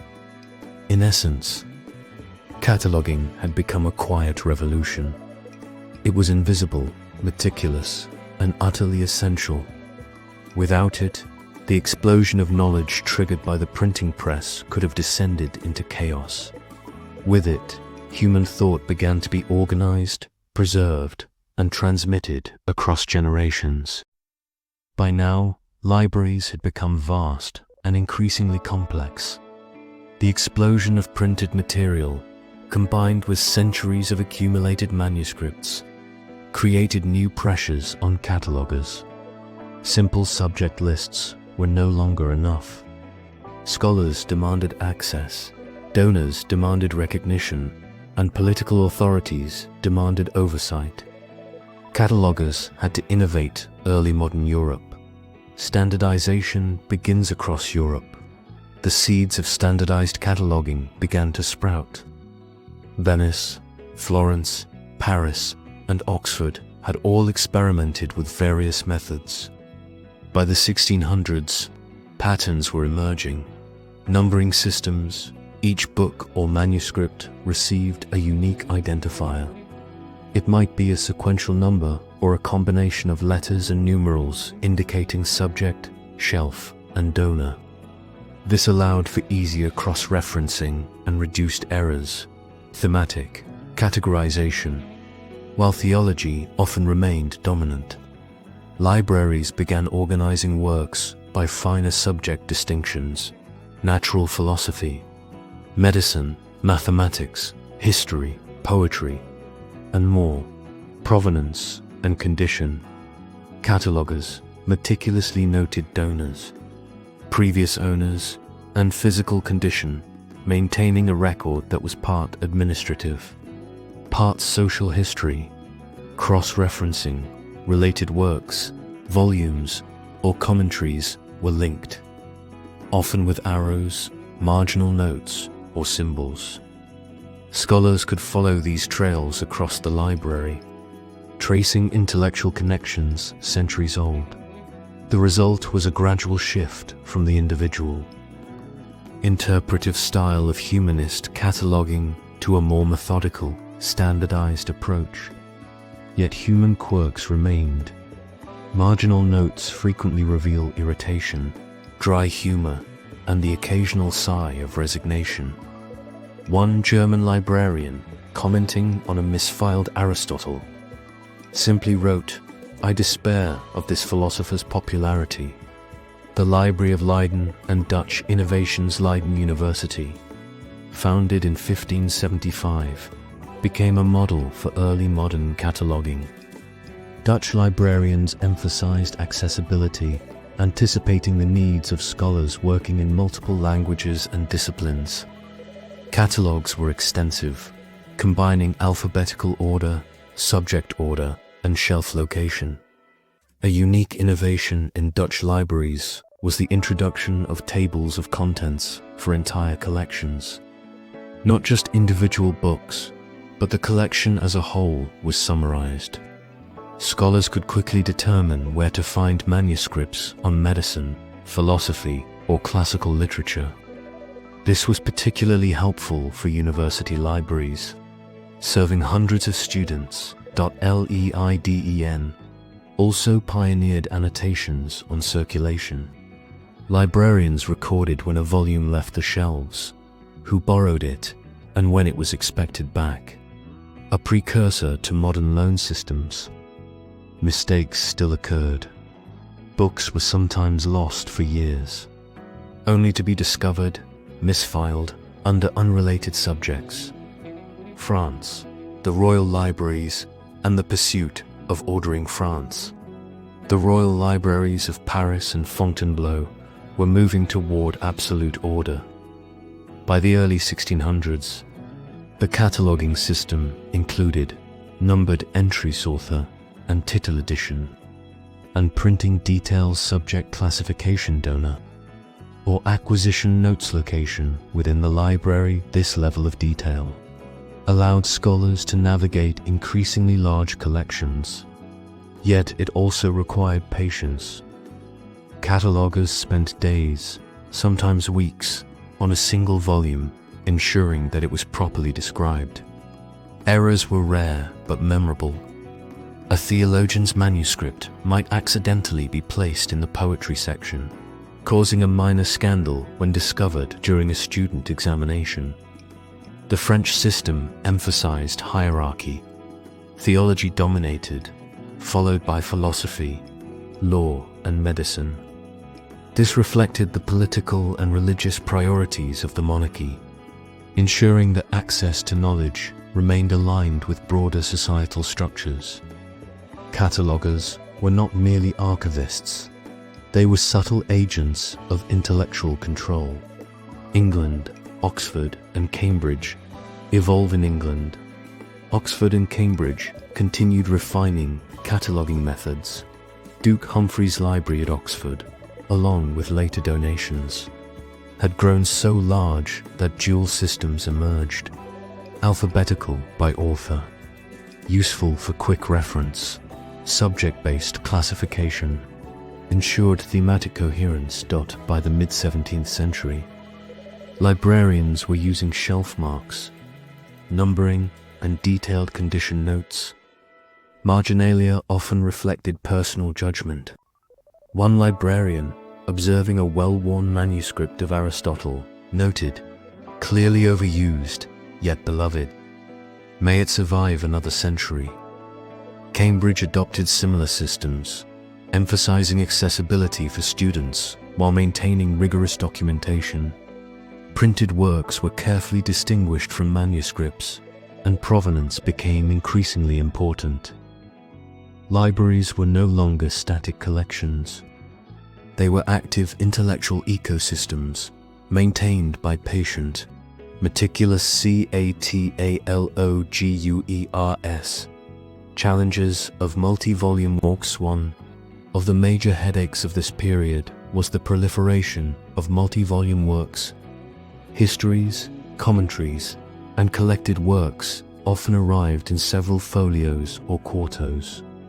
Catalogers had to track each volume individually while maintaining connections between them.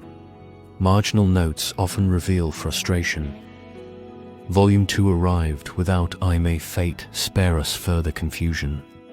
Another note: the illustrations in 3 are missing. Consult I for context. These challenges were compounded by the rise of illustrated books. Maps, diagrams, and plates required separate notation. A library catalogue was increasingly a record not just of text, but of physical object, condition, and utility, human element, humor, fatigue, and personality. Despite increasing standardization, the human element remained central. Catalogers were scholars, clerics, and civil servants, each with distinct quirks. Surviving catalogues are sprinkled with humorous or resigned comments. "This Cicero smells of mold. Handle carefully. Donor insists on embellishments. I resist, quietly." Another Aristotle. Surely we have enough. Such marginalia remind us that cataloguing was not merely mechanical. It required judgment, endurance, and a touch of personality. Every ledger was a subtle record of human effort against the relentless tide of knowledge. Cross-referencing and early indexes. By the late 17th century, cross-referencing became more sophisticated. Catalogers developed symbols, arrows, and notes indicating related texts. For example, a commentary on Plato might reference works on ethics, rhetoric, or metaphysics. Scholars could trace intellectual networks across multiple volumes, gaining insight into the connections between authors, schools of thought, and disciplines. This practice laid the foundation for modern indexing. It was the beginning of a conceptual shift. Knowledge was no longer just preserved. It could be mapped, navigated, and connected. Summary of 17th century innovations by the end of Europe had achieved numbering and shelf marks to identify books, uniquely. Cross to trace intellectual connections, detailed provenance and condition notes to preserve context, differentiation between manuscripts and prints, including edition tracking, multi-volume and illustrated book management, anticipating modern cataloging challenges, integration of humor and human judgment, ensuring that catalogs reflected human effort, not just bureaucracy. Libraries were no longer simple collections. They were living systems, quietly organizing knowledge, guiding scholarship, and preserving centuries of intellectual effort. Catalogers were the unsung heroes, their work meticulous, exhausting, and often thankless, yet utterly essential.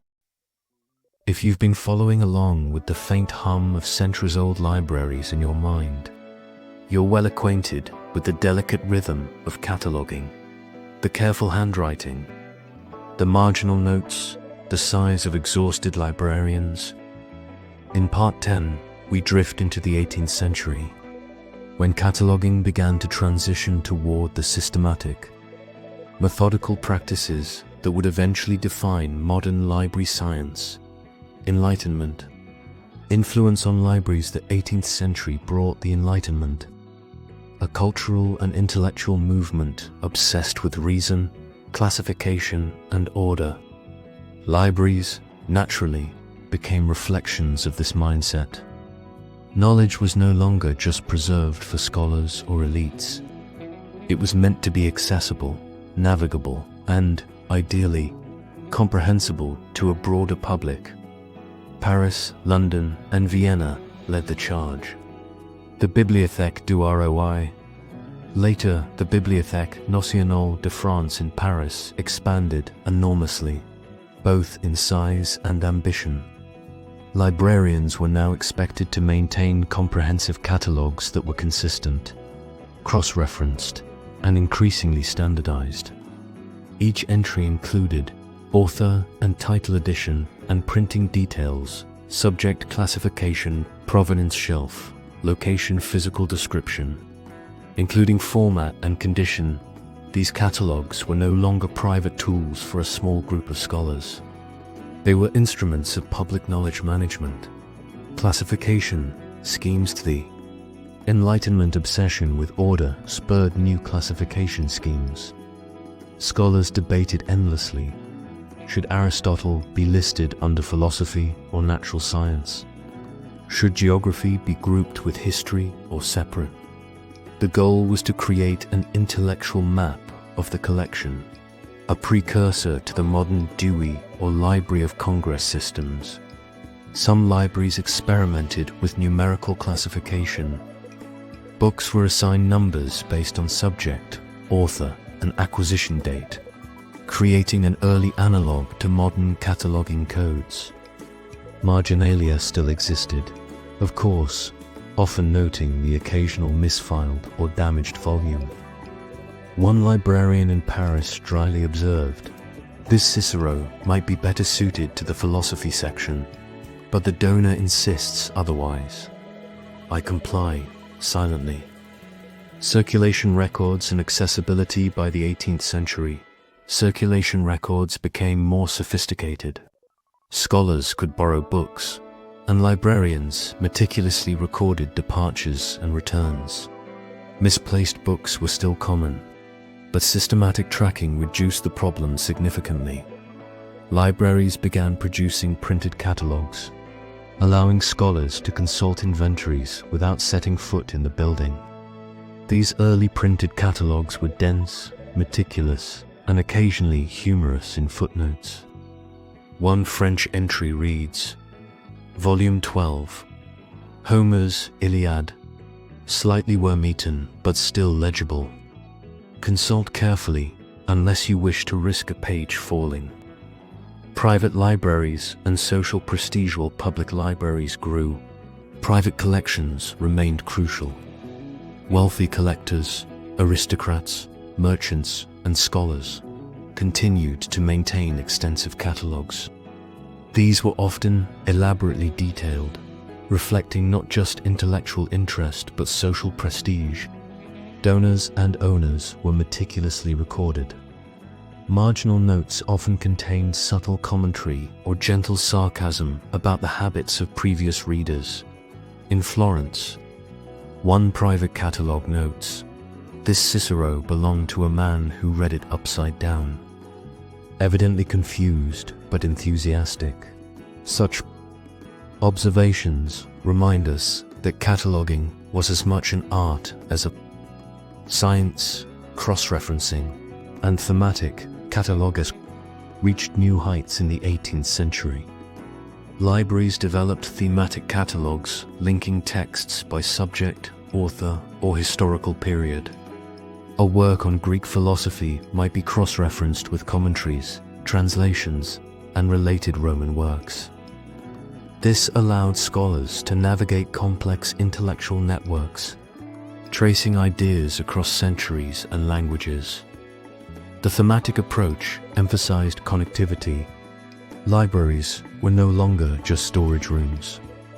They were conceptual frameworks, enabling readers to understand not just individual texts, but their relationships within the broader intellectual landscape, humor and human element. Despite increasing standardization, the human element remained. Librarians continued to annotate with wry, patient humor.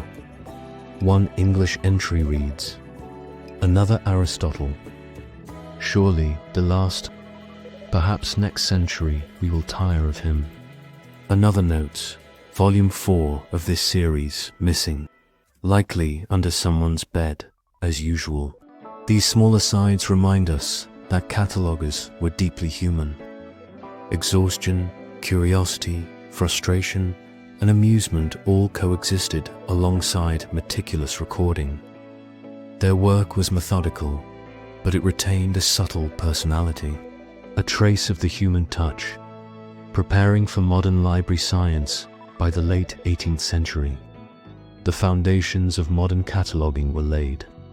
Standardized classification, numerical and subject-based systems began to dominate.